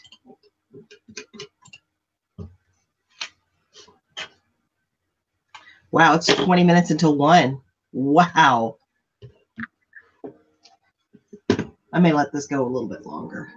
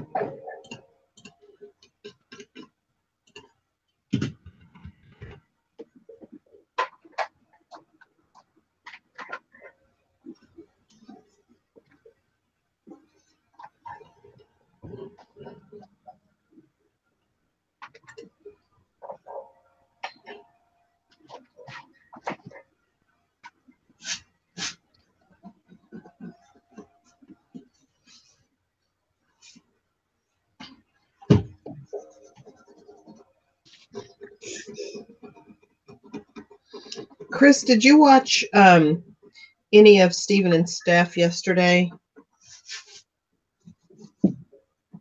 They did a Yeah, quite a bit of it actually. I don't know why. It's like watching paint dry, but I just think they're cute. I watched them a little bit. And I was curious to see how that went. Me too. And I didn't actually ever see any like we've made X amount of dollars or we sold X amount of items. Did you? I didn't finish watching, so I don't know. And I know that she said Steve did not want to count their money as they were going. He wanted to wait and Sure. make a surprise or whatever. So I don't know if they ever did a recap of that at the end or whatever. But yeah, but I definitely think they made their money back. I don't know. I mean, I know they made their money back, I should say. What they made. Yeah, because I mean they only spent $90 on that. I'm sure they made their money back yesterday. Really any sorting other than I think. Yeah. They did. I mean, it wasn't a bad idea.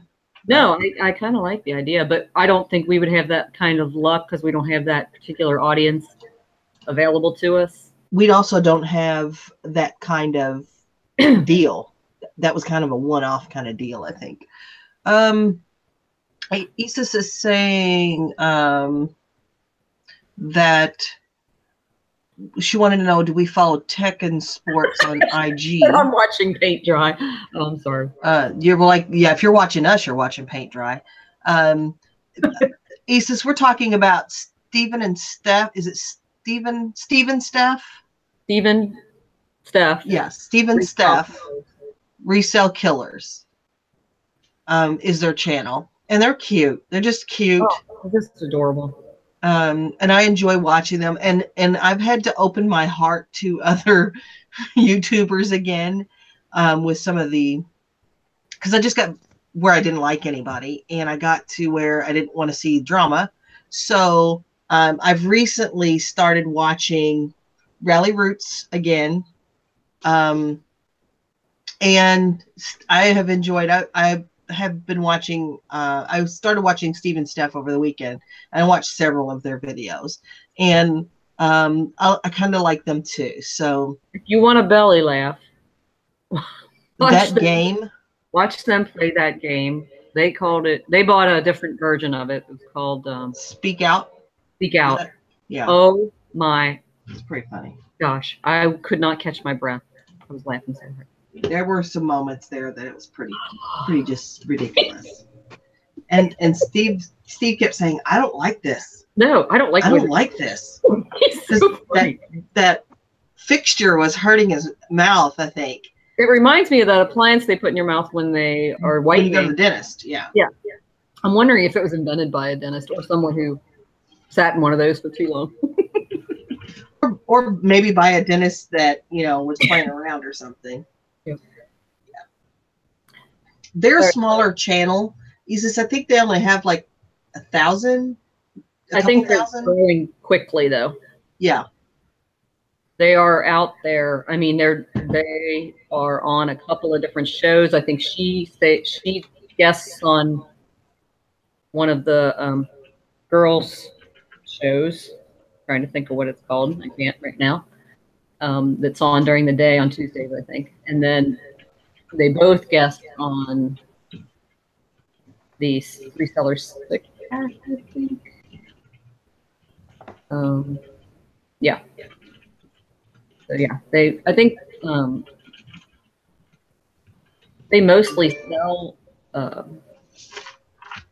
cookware and that kind of stuff that they buy wholesale pallets of, like store returns. But they wanted to experiment with other things this year, so that's why they did that clothing experiment. So you don't need to hear about them from me. You can go watch them yourself. Yeah, go watch them. And they really talked about, like with this last deal, how inexperienced they are with clothes and how they didn't know if what they were trying was going to work. Just look for Resale Killers. And they're in YouTube, I think. Or Steve. Yeah. Let me see if I can find out. I think that will get you where you want to be.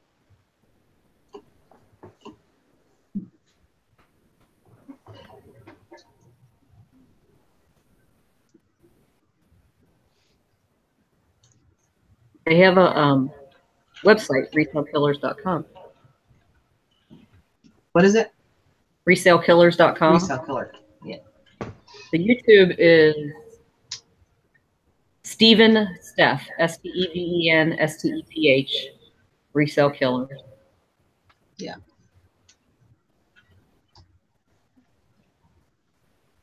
And they talk about grandkids, and neither one of them looks old enough to have any.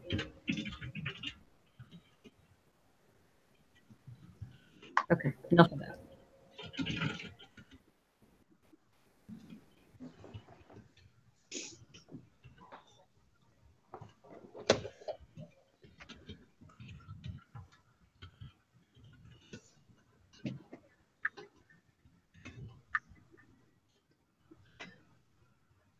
Never watched the bin pickers before, but heard they sold $900 pack of vintage diapers, so checked it out last night. Crazy.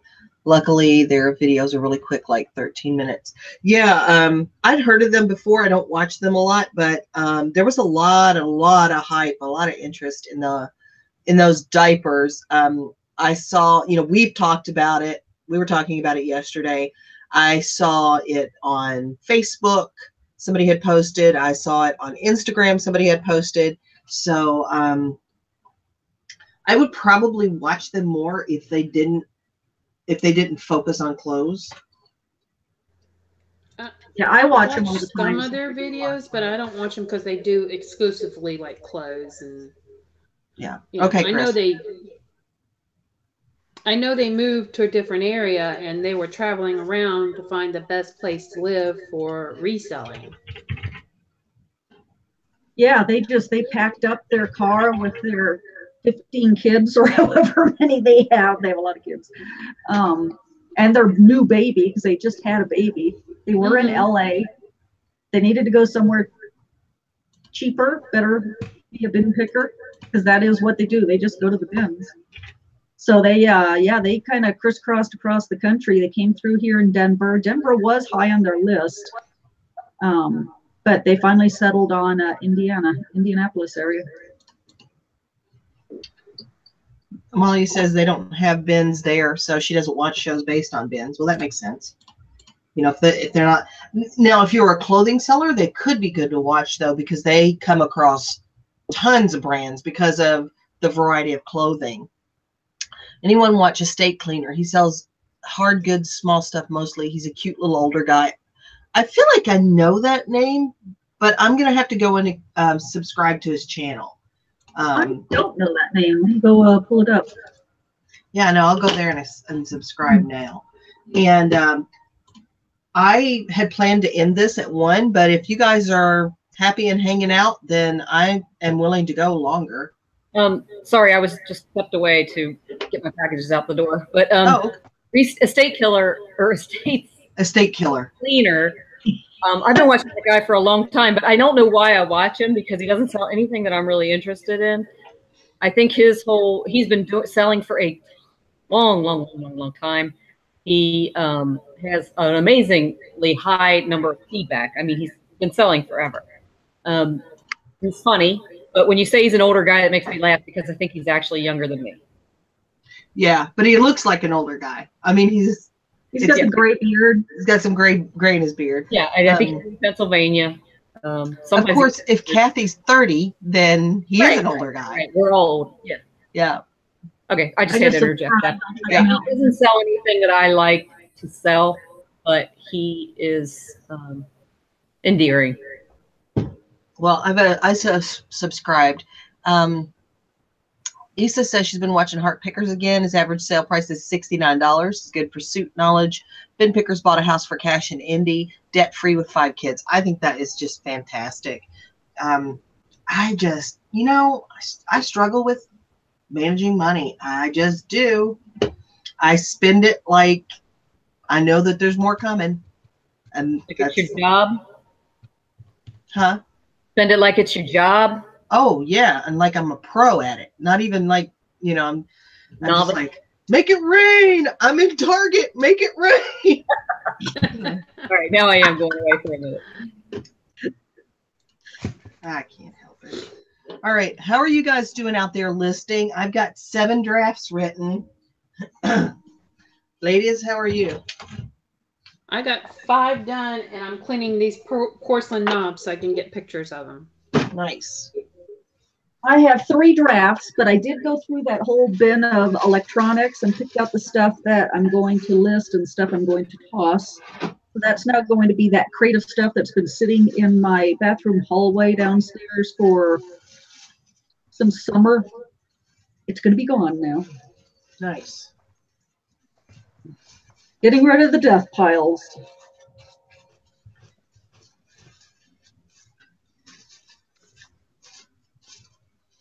You could do like I did, Linda, and get rid of your death piles. Just move to somewhere else. Right. Revive it. Mine are still back in North Carolina, so. Moving would be a very scary thought right now with how much stuff I have in my house. Stuff meaning all my inventory. Not to mention my own personal stuff. But yeah, moving definitely is a good way to clean, especially moving across states. Because yeah, so when I went from California to here in Colorado, stuff that I had moved around with me locally in California when I moved, that stuff finally got tossed. It's like, nope, it's not going across 3 states. Books was a big one. I got rid of a lot of books. Amalia says her son never spends anything. That's why he won that award. His future wife is going to hate her. You know what? That is like the biggest gift that you can give to your child, is to show them that money is a tool, and that you need to put away for a safe rainy day. Like my parents spent like pros too. And we never had anything. That was the weird thing. It's like they spent money, we never had anything. But to teach him the value of earning and saving is a great gift. As long as it doesn't like swing the other way where he won't spend any, where he just becomes so tight-fisted he can't let it go, because it's just a material. But yeah, a struggle. Let's see. Donna says she's got 6 listings up to date. That's wonderful. Amelia says she does watch Estate Cleaner. Issa says, should I drive to the Denver bins first time ever or stay here? I don't know. I've never been to the Denver bins. Linda, have you? I've been to one of the Denver bins, and I did really well at it. But when the bin pickers were here, I don't know if they hit all. I think there's 3 here in Denver. I don't know if they hit all 3, but they loved the Denver bins. They did really well at the Denver bins. They're a bit of a drive for me because I'm in Northwest Metro, and they're more down south area and east. So I've only been the one time, and I've got so many other sourcing options around here. I don't really need to go to the bins. It was exhausting for me digging through all the clothes. So, I mean, it was a tiring day. I have easier ways to source. I don't have to do that if I don't want to. I do want to go back again, though. It was interesting, and my friend wants to check them out sometime, go with me, but she's not going to have a long attention span, I don't think, for it. So it would be kind of a quicker trip. Yeah. You do. I mean, there's just so much there. I'm in such a good area for sourcing options. I have auctions, I have thrift stores, estate sales, during the summer garage sales, online sourcing options. So yeah, I have more sourcing opportunities than I even need. And plus I do a little retail arbitrage, you know, for mostly Amazon. Amalia says she involved herself because the school system doesn't do it. And that you're right. They'll teach you how to figure out the angle of a triangle, but they won't teach you how to balance a checkbook. And I'm not saying that learning those math skills is not important, but most people won't end up using that. Most people will have a bank account. So I think that should be something that they teach in schools again. Issa says Dave Ramsey has a kid education program. I need to take it. Amelia says every time I move, I get rid of a lot, but I've moved 5 times in the last 4 years. I do not like moving locally. 5 times in 4 years. Out. Wow, that's a lot. That's a lot. Yeah, it'll be a long time before I move again because I bought my house, or I'm buying my house. Me and the band go in my house. Yeah. I moved in 2009 and then again in 2010, and I've been in the same place since then. So Linda, I'm finally listing this Woodstock reel-to-reel. Oh, have you never been able to look at it? No, but I did determine. What I mean? I did determine that this is from a Woodstock album that was released in 1970. Okay. So I was able to research that. But how do I say that in the title? So I've got BASF reel-to-reel tape with case, includes recorded music Woodstock album, but I have to be careful because of copyright.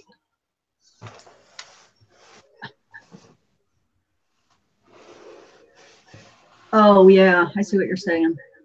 You know, it's like if cassettes were recorded off of the. Yeah, you can't advertise that they've got all this free music on it. Because honestly, this is worth like $4 or $5 max. I'm counting on the music to make it worth a little bit more, but I can't say that, you know. With the cassettes, what we usually do is put recorded music sold as blanks. I'll make a suggestion. If you've never sold on Instagram, I've never sold on Instagram, but that might be a place to do that because you can hashtag it with Woodstock and all that kind of stuff. Maybe I'll throw it on. I'll go ahead and complete my listing here, and then maybe I'll throw it up on Instagram. I've never sold there either. It's easy enough, though. You know, like, do they just message me? Like, do I message them my PayPal if they want it? What you do is have them message you on IG, and then you send them, and they message you their PayPal email, and you invoice them via PayPal. Send them an invoice, yeah. Cindy says the bins are exhausting. Took me 5 hours to get the amount I can get at the flea market in an hour. Great, you pay a little more, but time is money. That may be true for you. I'm like saying, yes, it's probably true. But like the time that I spend sourcing is like my fun time. It's not work for me. But you're absolutely right. I should be getting it in an hour instead of 5, but sometimes I just enjoy the 5 hours. Amelia says it was a lot. We bought this house now for cheap, but I'm ready to get out of it because it's old and small. Yeah, like my ex-mother-in-law. Old and small. And when you say small, I thought you were going to say your ex-husband. Okay. You mean of character? No, it's in stature. She's built like Holly. Holly looks almost exactly like her. Let's see. Maybe I will put this on IG and see. I don't probably have enough followers to. It doesn't matter on IG if you hashtag it right. Yeah.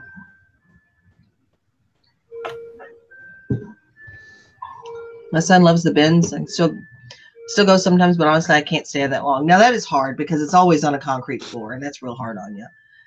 I bought a Chrome Hearts Rolling Stone fake hoodie, $300 comps. I want to sell it on Craigslist as a fake. Be cautious because it's illegal. Just be regardless of where you sell it. Yeah, regardless of where you. Chris, did you go to the Ellen show? Oh, I think Amelia means me. Oh, yes. Yeah, Linda. Oh, I've because you got the Ellen show twice.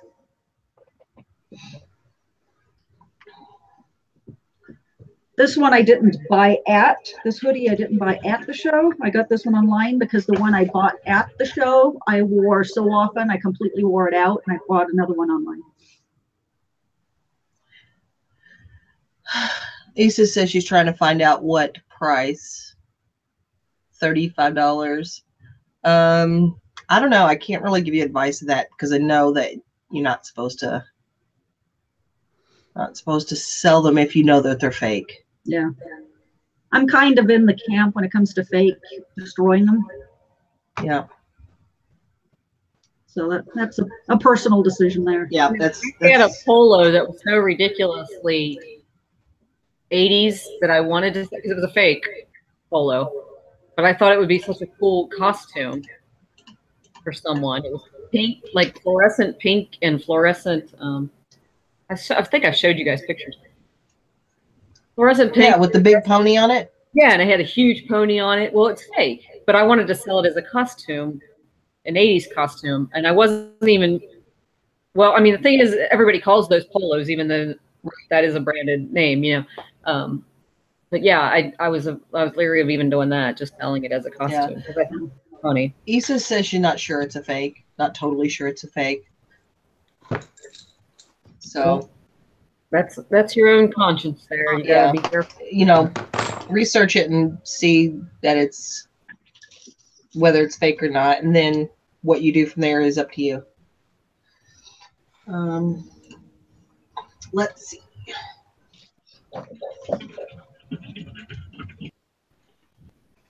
Oh, I got an offer. Oh, good. I didn't hear it.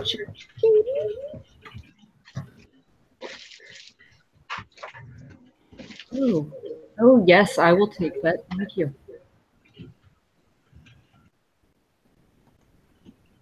Zipper is nylon, not chrome. The lettering is perfect. You might be able to jump in a Facebook group that there may be a Facebook group for that brand, and you may be able to post pictures and they will tell you. It's been really hard to research. Yeah.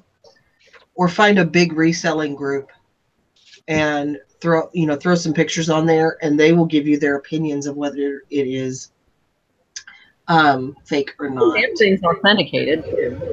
Yeah, you could have it authenticated. Is eBay doing that? What are we talking about?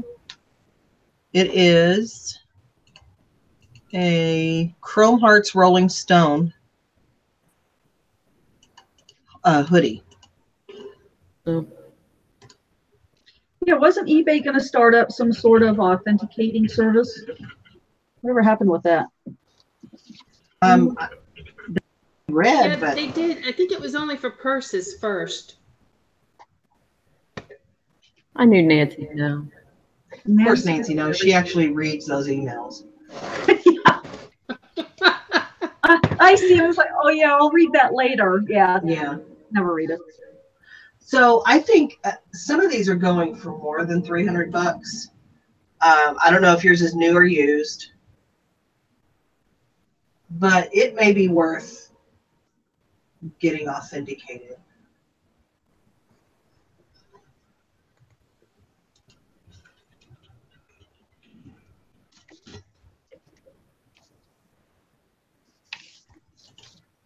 Well, there sure are a lot of pictures of them out there. I guess they are faked a lot. All right, back to listing.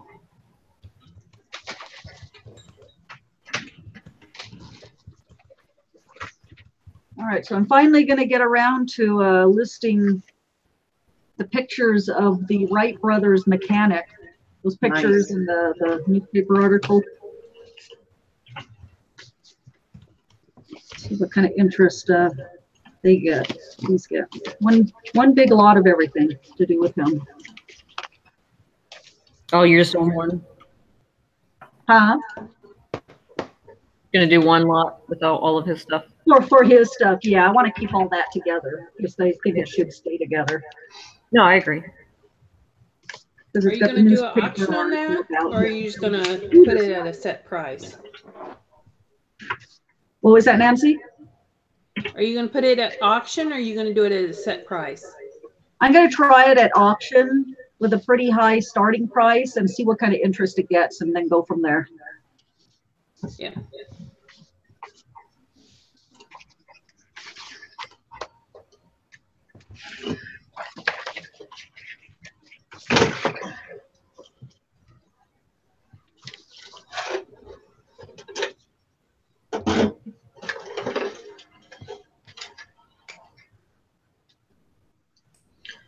Let's see.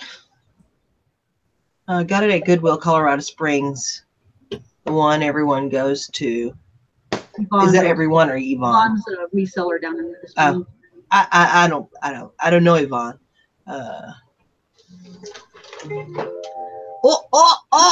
Oh! It's just a message. Oh no, not the dreaded message. Ugh.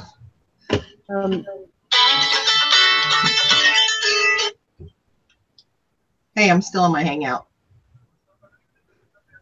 Okay. That Rolling Stone. All right. There's some really good the labels on Etsy on Etsy. If you wanted to compare to that, assuming this one is authentic. So, for those of you that don't know, my husband calls me like all day from work because he gets bored and then he'll call me. So I told him earlier that I would be on a Hangout from 11 to 1. And he goes, okay, I'll call you 11:15, 11:45. And I'm like, okay. So when I told him I was still in the Hangout, he goes, no, you said 1. You said 1. It's not my business. You said 1. I'm like, I'm still there. Okay. So he says, I don't know where you would get Paul Newman's hair, but I guess you could sell it. You need to hurry. The market, his fan base is dying.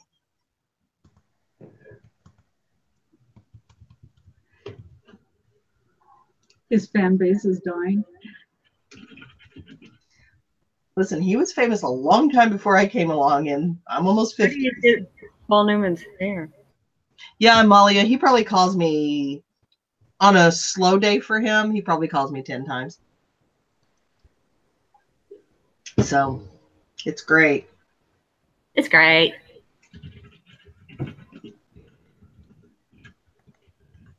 She got it from Paul Newman. Okay, well. All right, then. She ripped it right out of his head.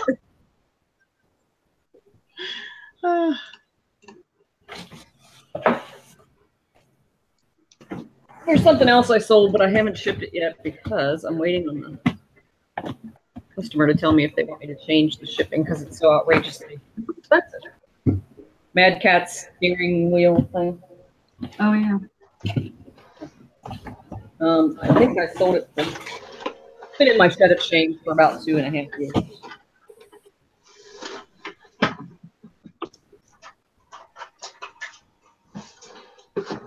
Molly said her husband only calls her on the way home to ask what's for dinner.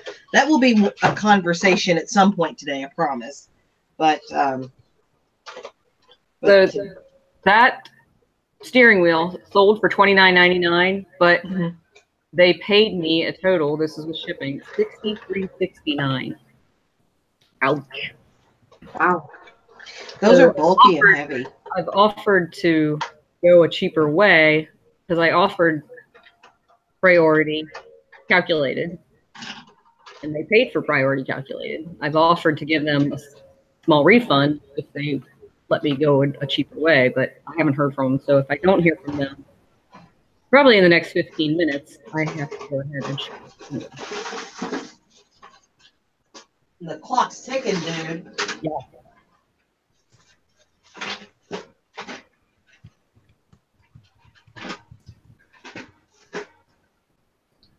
Anyway, I also just got an offer on some curtains, Crowfield curtains, Town and Country green paisley curtains that I had. I had them up for $125.99. And they offered $90. Yes, please. So his best friend in Malibu cut his hair, and I made my husband bring it home. That sounds reasonable. His hair was long for the Custer movie. So. What the heck is that?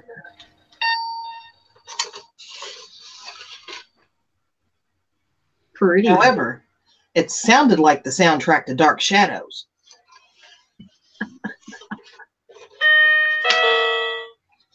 Yeah. All right. That's all I needed to know, is that it was not broken. Ron Buck, neighbor and lawyer, cut his hair outside on the deck. My husband was installing Mexican tile floors. Hard ceramic Mexican tile floors. In 1975. Oh, wow.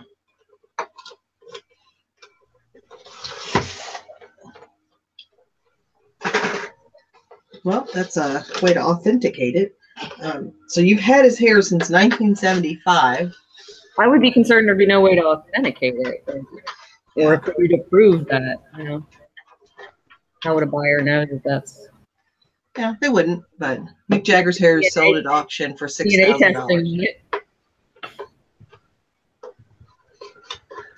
because they got curls like Jagger.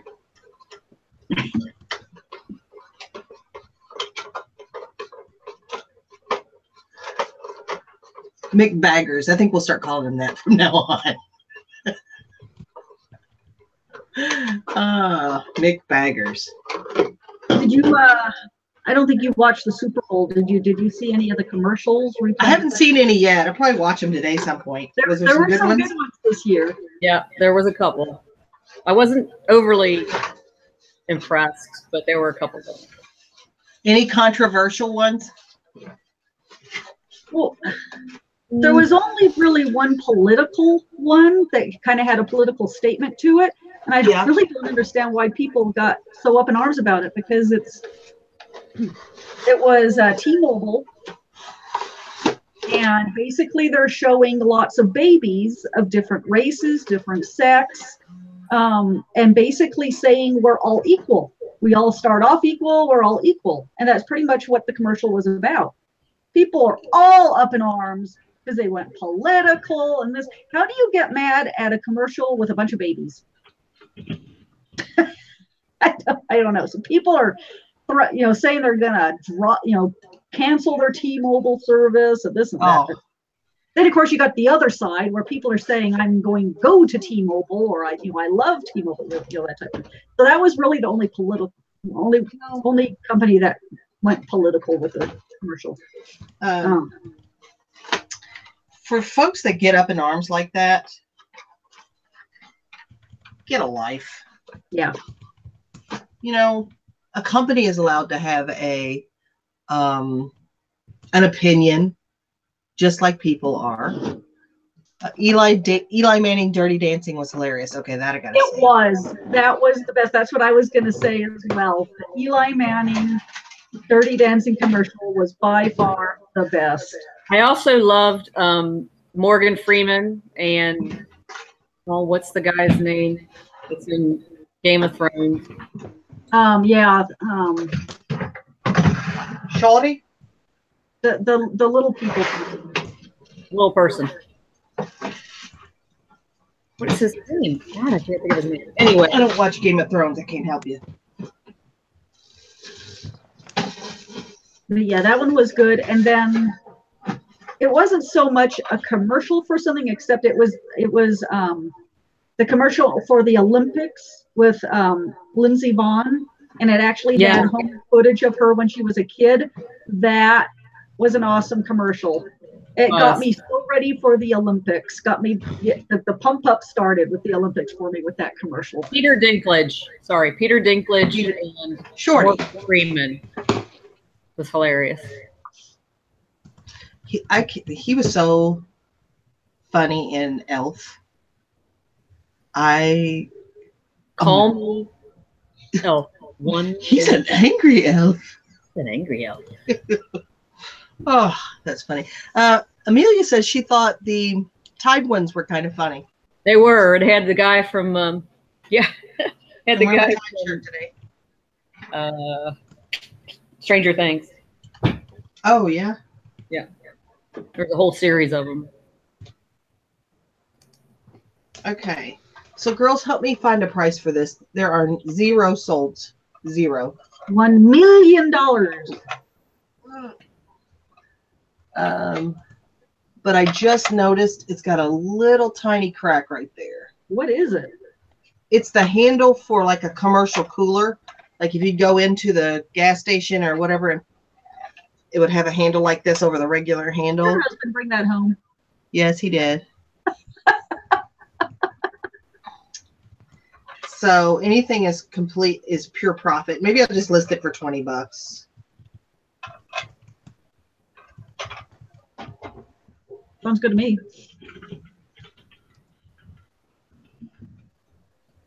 Yeah, I don't have any input. I don't really know anything about it.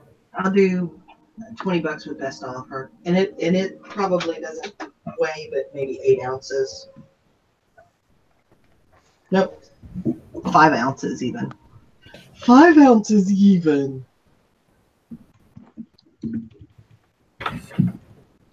Is it just me, or is like Top Cat one of the best cartoon characters ever? You know, exit stage left. I liked Hanna-Barbera cartoons. Man cave and keywords. That's a good idea. Thank you.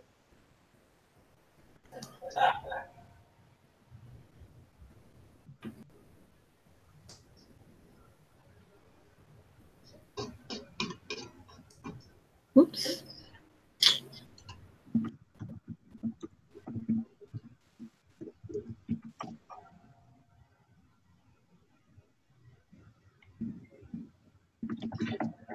Right. They're talking about a possible Wayne's World 3. Speaking of Mike Myers, which no one was doing. Which no one said ever. Oh, that was Snagglepuss. Oh, Bill Bam, thank you for saving me. It was Bill Bam's here?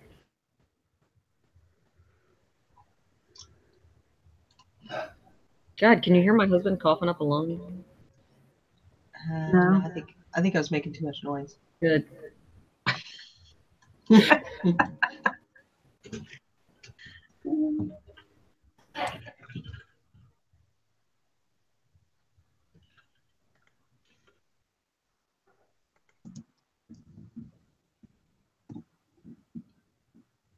So I think I'm going to go on here until 2, and then we'll cut this off, and then everybody come over to my house. No, I don't think it works that way.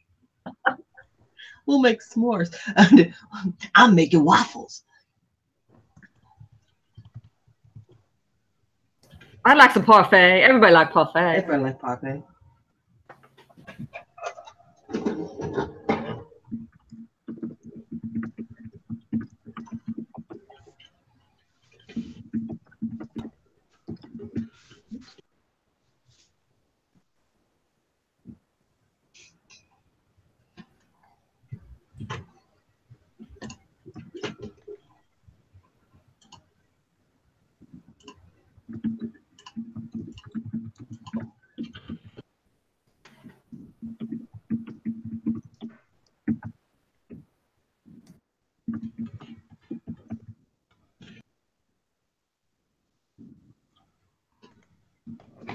I'm probably the only one old enough to remember. I don't know, Bill. I've heard that you're ancient.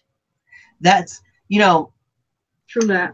that is the reason why Bill Bam was grandfathered into getting instant payments on Amazon, is because he was there when it was created. Like, He was there when Amazon was created. right. I mean, the Amazon jungle in South America.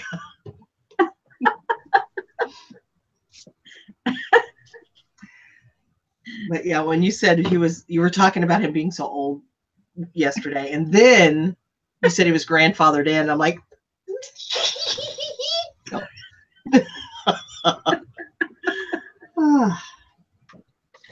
Yeah, you might have missed that part, Bill. I think you may have been gone by then. When we were talking about Amazon and how often you get paid.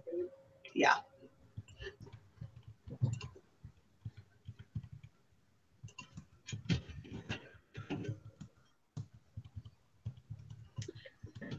The chat feature is only there during the actual live streaming Yeah.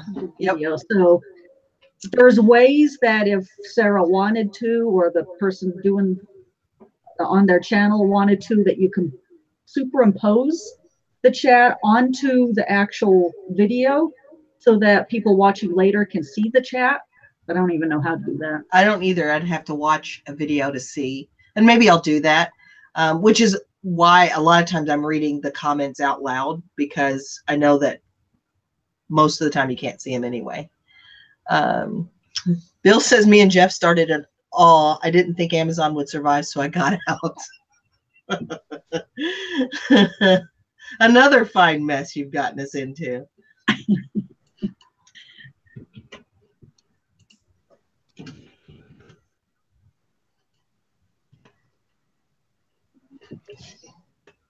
What are you working on today, Bill?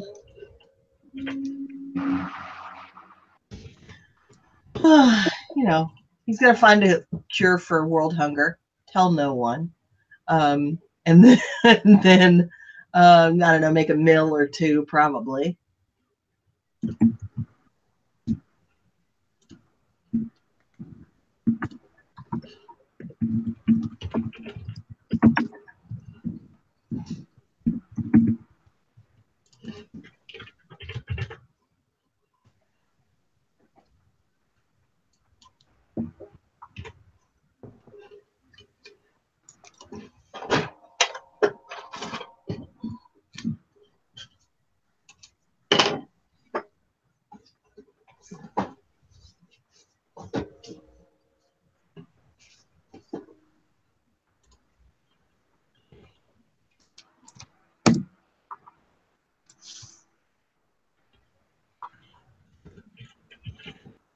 Oh, now to figure out a price to start this auction at.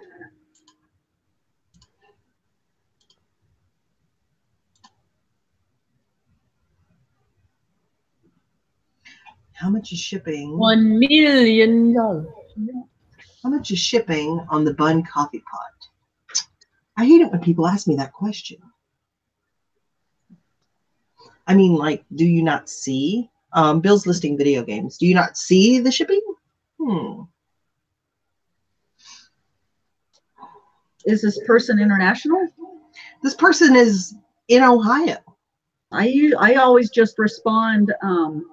The price you see quoted. eBay gives you the quote for shipping.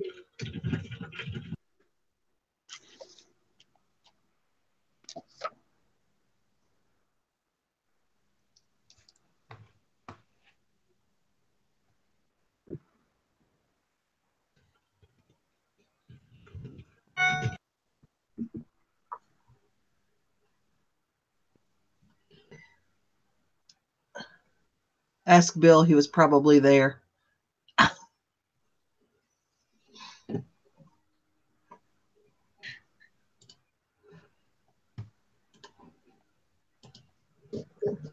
Okay.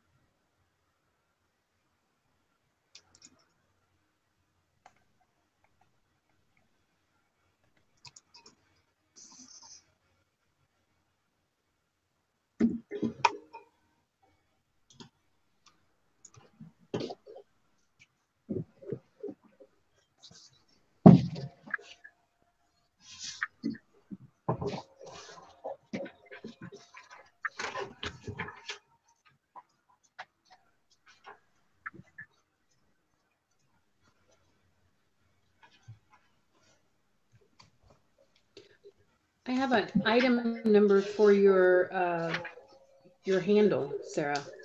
An item number? Yeah, it's a Corona, right? Yeah.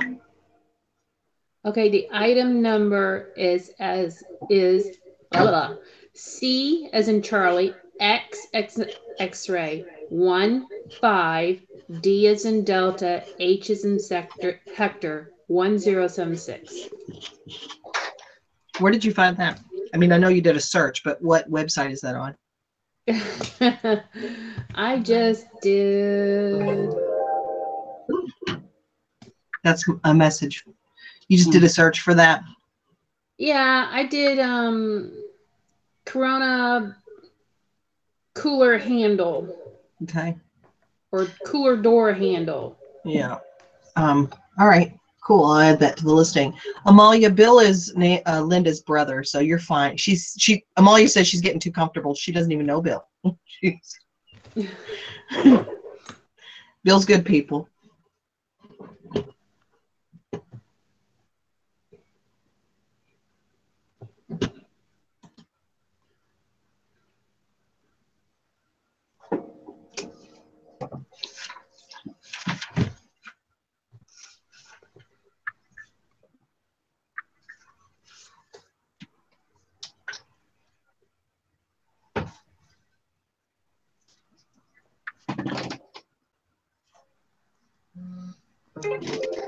And there's another message. This book is called Your Bible and You. I picked it up in a bag with these 3 other. They're all religious books. I think I paid like $1.99 or something like that. Mama J's here. Hello, my mom told me about you. Thought I would stop in and say hello. Well, hello. Thanks for being here. Who's your mom? Do I know her? Maybe I do. Look at the art in this. I'm like, that sums up being a housewife in 1959, doesn't it? But this book sells for about $10. Oh, nice. Yeah.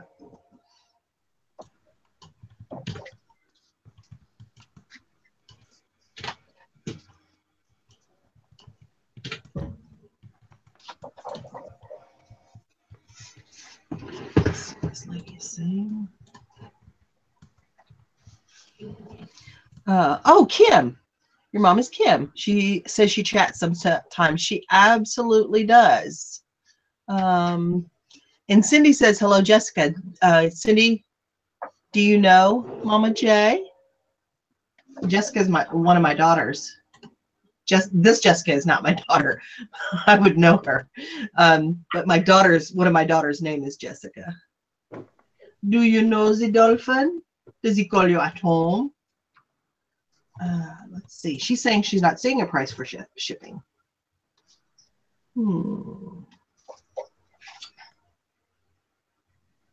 So I see a price for shipping. Signed in to her account. Well, I guess she would have to be if she's sending you messages. Yeah. Hey, Nance, would you go to this item number and look and see if you see shipping? Okay. Oh, from Chick Picker channel. Oh, cool. No worries, Cindy. I am too. I'm cheating on Valerie from the Chick Picker channel. No worries, Cindy. I am too, and I'm on her panel. You guys, we're not going to rat you out to the Chick Pickers. Don't worry. You ready? Yeah. All right. 292-434-426-757. I haven't watched the Chick. And that's on eBay? Or yeah. Yeah, it's my listing. I want you to see if you can see a shipping price. Okay. Etc. Emporium, aka Valerie. Valerie's here, and Valerie's gonna tell. You guys be nice. You got. Yeah.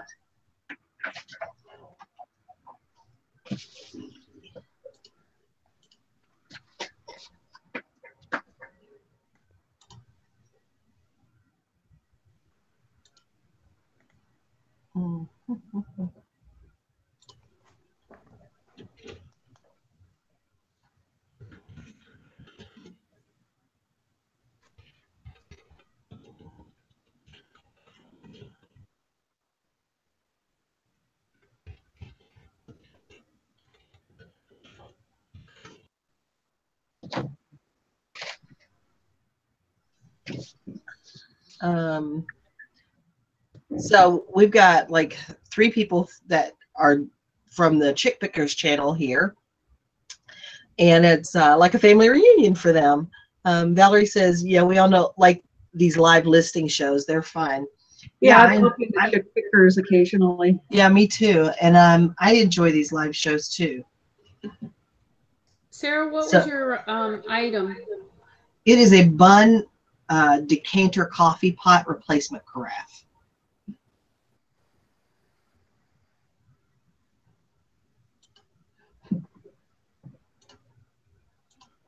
Let's see. I'm going to copy and paste the title, and I'll just drop it to you in the Facebook chat. Okay. Not trying to put you out.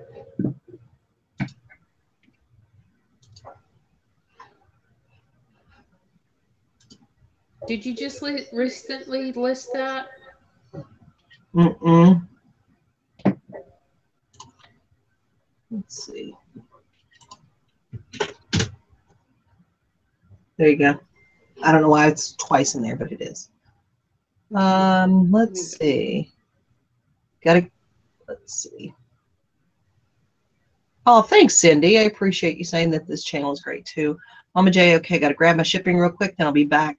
They're fun, I agree. Molly says, if anyone has a Chase United card, I just sold my husband's club passes that we get for free for $50. Oh, nice. Victoria Havens is here. I'm from Linda's channel. Well, hey, welcome. We love Linda here. Amalia says the club passes look like junk when you get them. I don't think I have the United card, though, the Chase United card. What was that, Linda? I was saying hello to Victoria. Oh, okay, nice.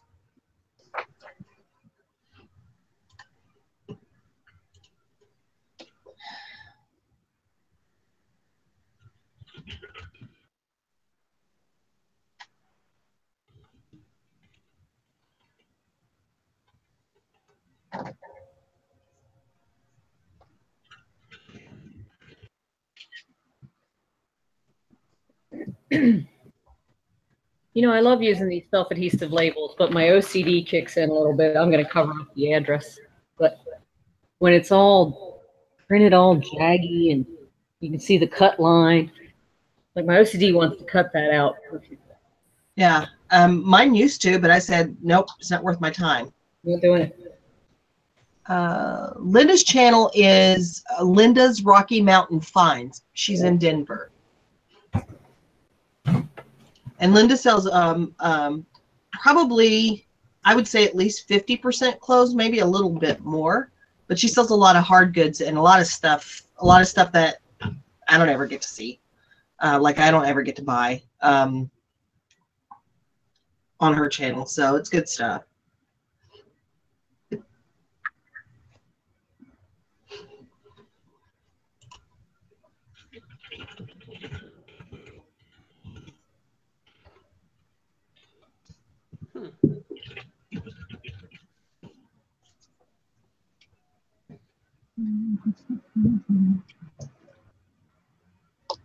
Yeah, I wish I was a higher percentage of hard goods, but clothing is just so easy to find, especially during the non-garage sale season. During garage sale season, I do a lot less clothing because I'm pretty much focused on just the stuff I'm getting at garage sales. But at this time of the year, it's a lot of clothing.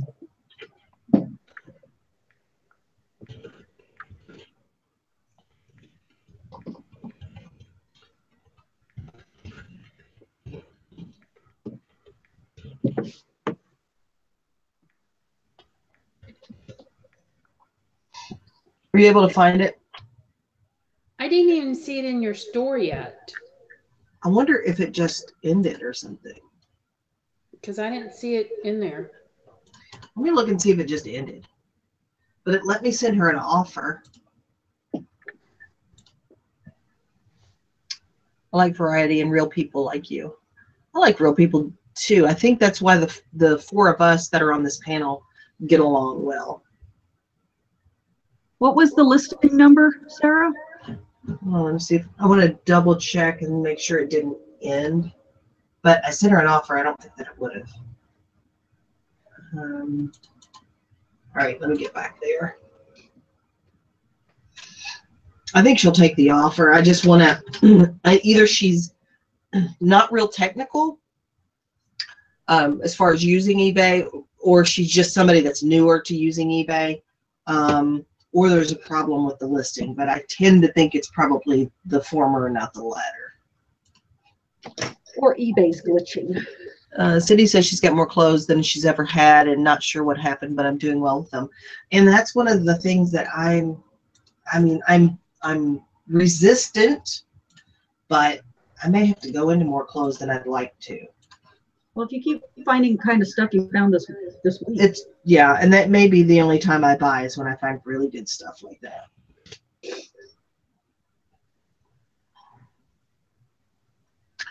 Okay, the item number is 292-434-426-757. Hubby said if she made an offer, it won't be in your listing anymore. She didn't make an offer, and it still should be there because you can get multiple items on, you can get multiple offers on one item, even if there are outstanding offers. The Bun decanter? Yeah. Yeah, it gives me $10.65 expedited shipping cost. So that's to you in Denver. I don't know why you couldn't pull it up, Nance, but that's to you, Linda. It's showing me $7.25. So that sounds right. Yeah, I just made her, because I have best offer on it, I just made her a lower offer that gets her about where she wants to be with shipping. This has been in my inventory for a while, so.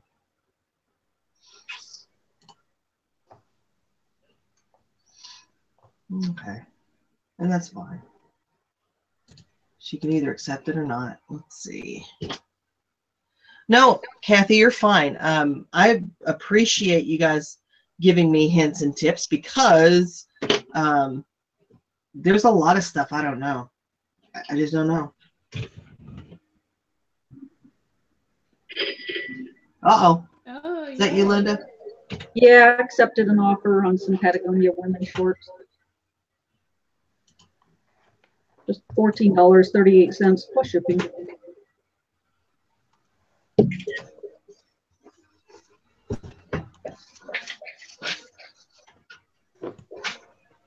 This book is 1959. It won't have an ISBN number, right? I don't think so. I don't remember when ISBN started, but I want to say in like the 70s. I feel like in the 70s. Yeah. My first sale of the day. Yay. Shoot, yesterday I ended up with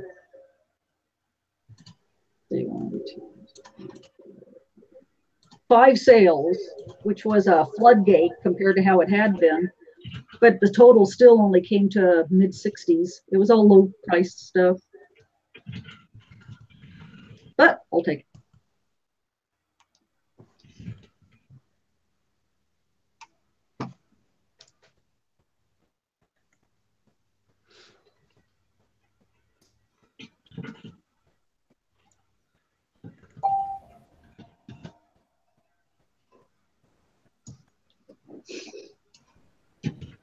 What's for supper, everybody? You know how I feel about food. I love it. Anybody know what they're having? Just munch on my leftover spinach dip from yesterday. Oh, yum. I made spinach dip too. Yeah. I made spinach dip, cold spinach dip, and then I made a spinach artichoke dip, a hot dip. I considered doing that, but I just didn't really have time, so I just went with the quick and easy. I love spinach. Well, last night I made fried radishes. That sounds weird, but they actually sounds a little. Were they good? I saw the picture. Oh, Yeah, that reminds they me. were good. And tonight I had some leftover. I'm going to put in some beef kielbasa sausage in it. I used to make, when I was doing an Atkins diet, I used to do turnips that way. Fried turnips. And Aces is you back. can actually make like a mashed potato turnip thing too that's passable. Got a little more kick than potatoes does.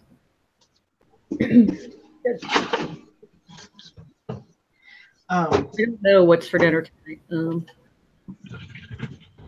know what's for dinner either. No clue.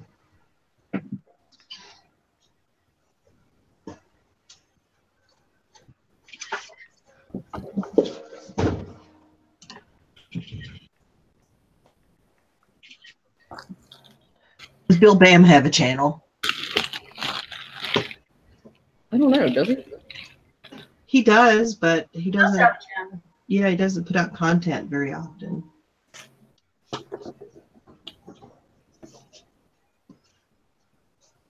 Linda, are you a Dungeons and Dragons fan? Am I? Yeah. Sort of. I mean, not technically, no. Okay. Only because, no, I never got into it, but I have a friend who's probably going to be teaching me it soon. I'm doing actual tabletop Dungeons and Dragons, so. But I like the genre because I play other video games that are the genre of Dungeons and Dragons. It's just not your classic tabletop Dungeons and Dragons. Well, I found this in my Shed of Shame. It's a new dungeon board game. And if it's complete, it can go for a lot of money. Mine, however, is not. Yeah, I like finding vintage Dungeons and Dragons stuff. So this is just called the New Dungeon. I'm trying to get all these parts off of this.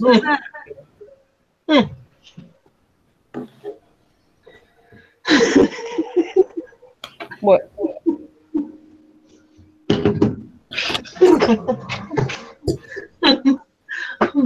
I think my lady, I sent her an offer of $15 plus the shipping, which would put her around $22, $23. Well, she apparently figured out eBay because she made me a counter offer. $13.75. I'm just gonna let it go. I mean, it's 30% off, which I'm sure I've already had it at 30% off. So we're just gonna let it roll. Jessica says she loves this Tide shirt. Thank you. Chris gave it to me. I've got one in yellow too. I have it is super duper soft. Oh, that's yours. Yeah, it's my offer. That is your Dungeons and Dragons game? So it's called the New Dungeon. Oh, nice. What year is it from? What year? Is that what you said? Yeah.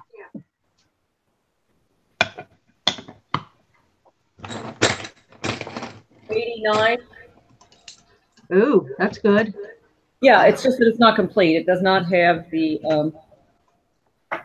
figures, which are kind of probably a pretty key component to it. Yeah, that's probably like the main component. You know what's funny is I'm looking. So here, these guys, the purple, those little, where are they at? Oh, those little purple guys. Yeah. I don't have any of those,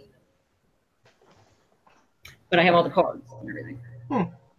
It still should do okay, I think. Yeah, I think it'll do okay. But when you look at the golds, they're all over the damn place. They're all over the place. And here's what was really funny is that I'm looking at the back of the rule book, and it says the playing pieces in the dungeon board game are plastic versions of 6 fine metal fantasy miniatures from Rawl Partha. Rawl Partha offers an incredible selection of excellent miniatures, including the only miniatures officially approved by TSR, which is the company that TSR, yeah, they do a lot of Dungeons and Dragons, apparently.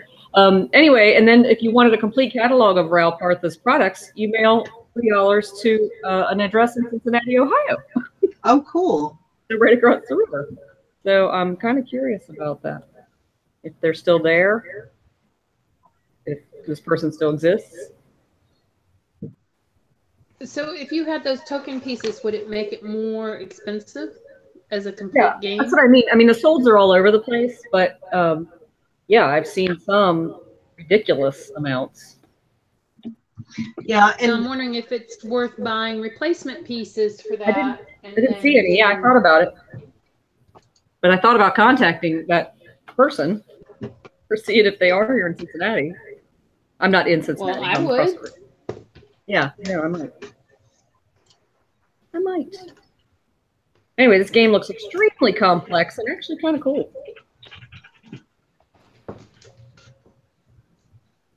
It reminds me of the game they're playing in Stranger Things.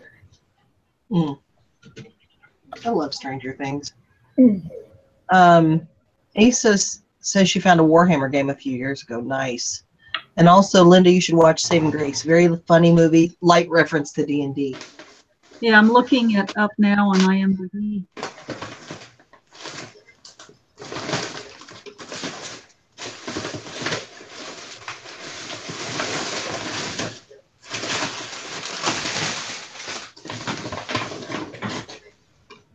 I will check that movie out.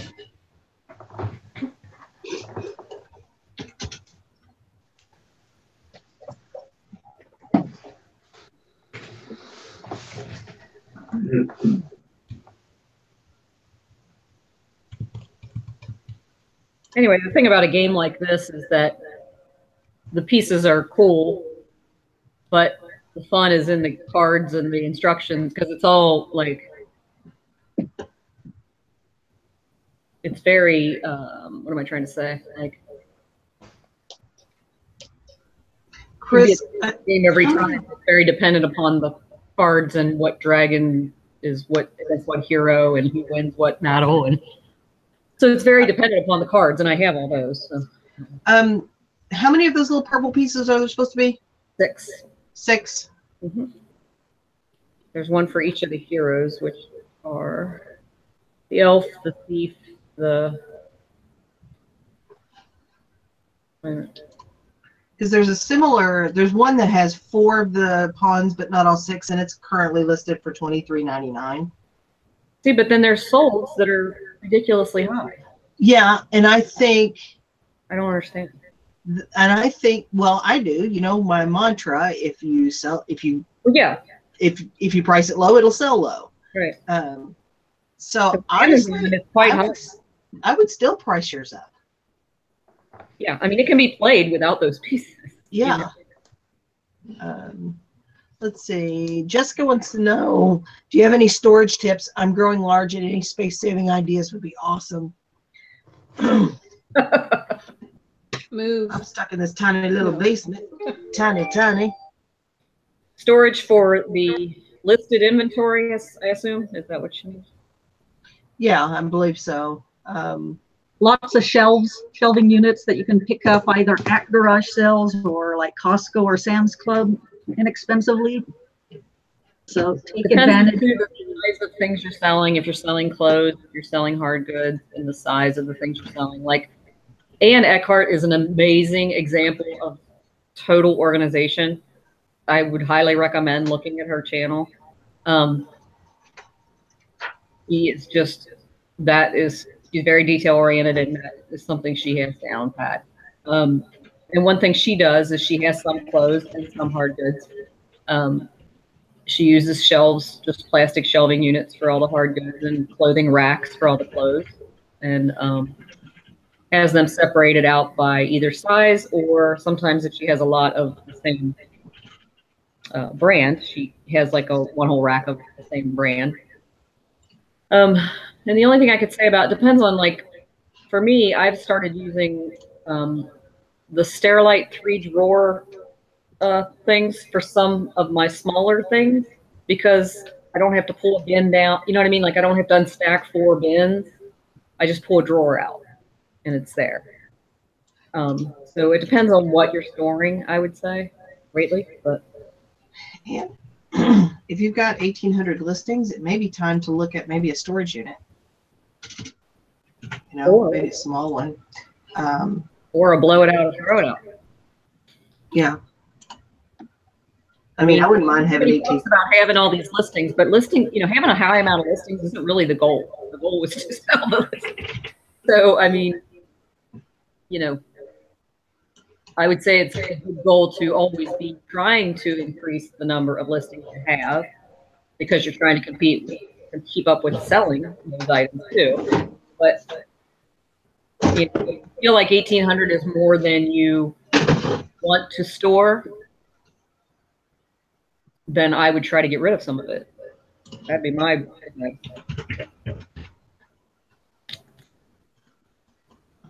Yeah, because I'm like at 650, 660 or something, and I've got so much stuff in storage. But some of those things I wouldn't buy again. Yeah. Well, that's what I'm saying. If she's got, he or she, whoever it was that asked, I sell everything. It's just maybe a good idea to get rid of some stuff. What sort of system do you have now, Mama J?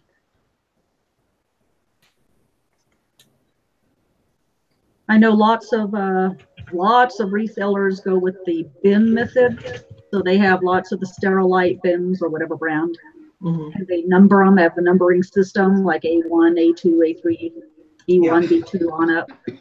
I'm going to start using that sort of method. I've got my first bin, and to try and get more organized now that I'm over 1,000 items. And so with that type of system, you probably already know about it, but you number a bin, you put an item in that bin, and then you put that bin number. So a lot of people put it in the title. I think it's better to put it in your notes that only you can see, because then it doesn't take up space in your title. Right. And it doesn't confuse your buyer with, like, what does this mean? Yeah, what does this mean? Somebody else. That works. Banker boxes as well. Banker boxes, yeah. Yeah, I am a fast lister and I have a lot of space to store. Well, that's good. It was more just wondering about him. I mean, when that number of inventory, like my inventory is so low, I've only just under 300 items listed. I'm able to keep my things separated by like things. So like all of my men's long sleeve shirts are in a bin, and all of my women's short sleeve shirts are in a bin. You know what I mean? So I'm still able to do that. I honestly use for storage a lot of the old regional C boxes, because they don't use them anymore, and they were a perfect size for some shelving units that I had, so I use those a lot, and I have them marked. I think they are. And the drawers I think are good too for some things. I've also seen those open stackable bins, which are open that you can reach in, so you don't have to unstack everything. I just don't like having to unstack a bunch of bins. That's one of the things that I struggle with. Is having to, pull down 3 bins or 4 bins because the thing is in the bottom bin. Right. Yeah, that's how my bins used to be set up, and I finally got shelves to stop that because that was just going to kill me. It's not good. I'm going to put, I know Chris mentioned Ann Eckhart's channel, just in case you don't know her or her channel. I'm going to put the link. She uses a lot of laundry baskets. The cheaper round, or are they square? Maybe they're square. Laundry baskets for things, and she just really has a good system, and it's not on a spreadsheet or anything. She just has like items together, I think. For me, that's the only way it could work. Like I couldn't just have random, I listed these 20 things today, so they go in this bin. I just couldn't do that. Yeah. It has to make sense to me where to look for it.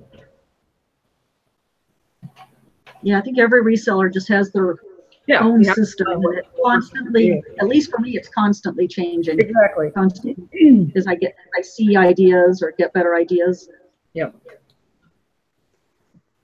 I know I was perusing Pinterest during the game yesterday, looking at like shipping tables and shipping store, like, shipping setups for Etsy and eBay stores, the storage for your boxes and your bags and your bubble wrap and your, all that kind of stuff. I get into that.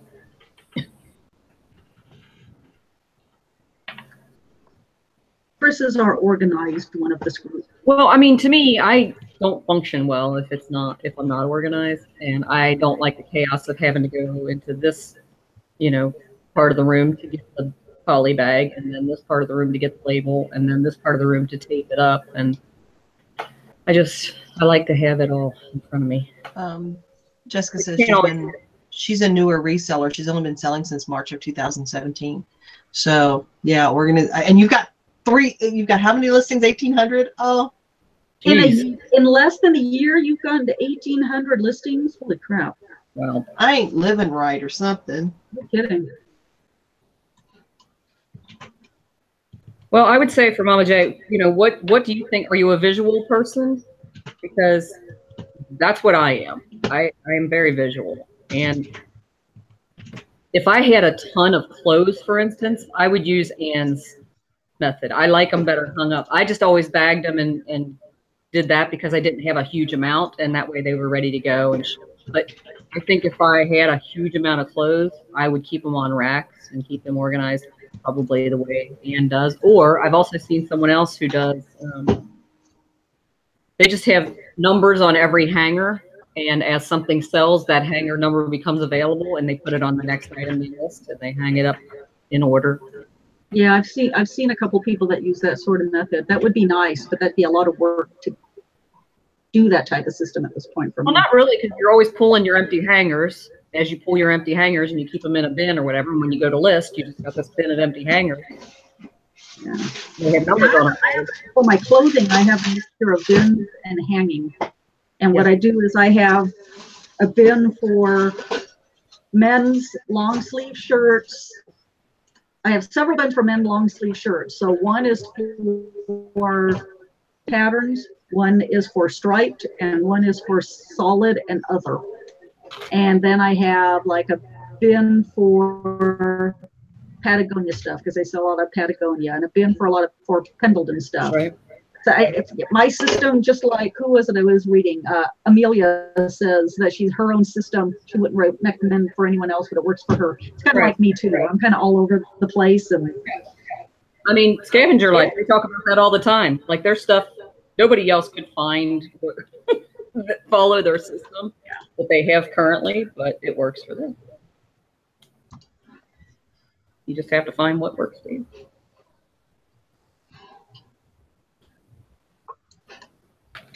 But I would say whatever, you have to have some system.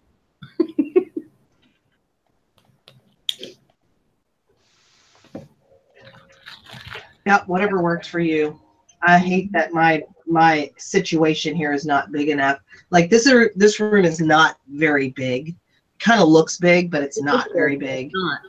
And there are 5 doors in this room. Yeah. So it's just a nightmare in here to do anything. And I struggle because I don't have great space. So. And I have space, but I don't make good use of it. So that's my goal this year, is to move all listed and unlisted inventory should stay in the shed. I don't want any listed inventory in the house. I only want the unlisted inventory that's, well, I'd like to not have unlisted inventory. Yeah. That's the ultimate goal.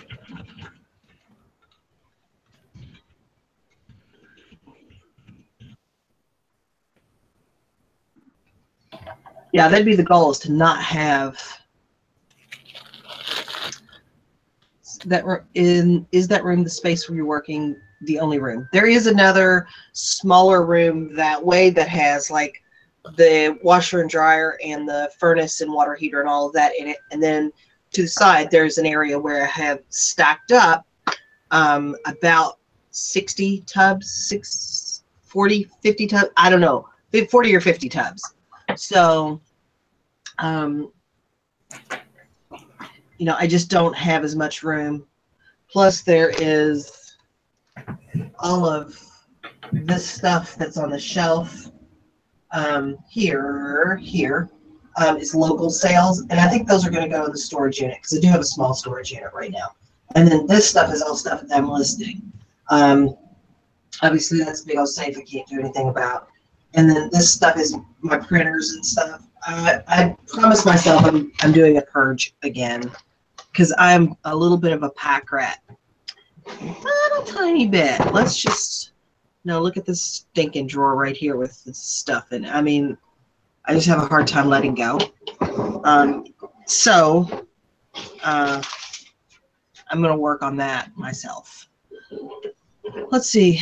Oh my gosh. Kathy listed her last pair of jeans. Good for you. And her phone's dead, but good for you.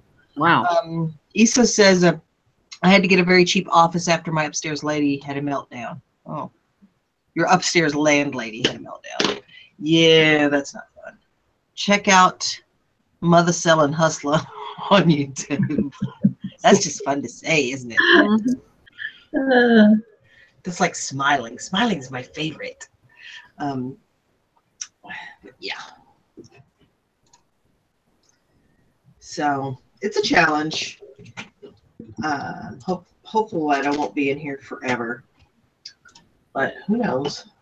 All right, ladies, it's a little after 2. I'm getting ready to shut it down here. Shut it down. Shut it down. And I think we will go to a different hangout, some of us, so that we can. She's the mom of a toddler and lives in Georgia. Nice. And we can continue listing if you like, but I'm going to shut down the live version. 19 viewers right now. It's been a steady 19 to 25 viewers. I'm really kind of shocked by that. We'll be doing this again soon. So watch for it. If you're not part of the Facebook group, go over there and join because it's where I post that information, or Instagram, either one. I post there when I'm going live, so you guys will know if you're not subscribed to the channel and get the notifications. Remember, if you subscribe to somebody's channel, you got to hit the bell so you get the instant notifications. But thank you all so much for being here. I appreciate you guys being here and sharing this with me. Again, I will try to continue to do these because this was kind of fun. I really kind of enjoyed it. But I just can't do them on a regular schedule because who knows what I'll be doing. Issa, if you want to join the Facebook group, if you're not on Facebook group at all, if you're not on Facebook at all, that's fine. Just go over and find my Instagram if you're not already subscribed there. And I always, whenever I post this on Facebook, I always post it on Instagram as well. I'm socially _awkward _ pants. _pants. My Facebook is Socially Awkward Sellers. Go there and join. And we have a great group of folks there. And again, if you're not on Facebook, if you're not a Facebook kind of person, I'm on Instagram. You can't miss me. Put in Socially Awkward Seller. You should find me. And yeah, I will look forward to seeing you guys again soon. Thank you all again for being here. Thanks for the panel for being here so I didn't have to talk the entire time. I appreciate it. I got 10 listings done for eBay and a couple Facebook Marketplace, so it was a productive hour. I am going to stop talking now. Thank you all for being here. Remember that the dream works when you do, so keep dreaming and keep working, and I will see you guys the next time. Bye. Bye.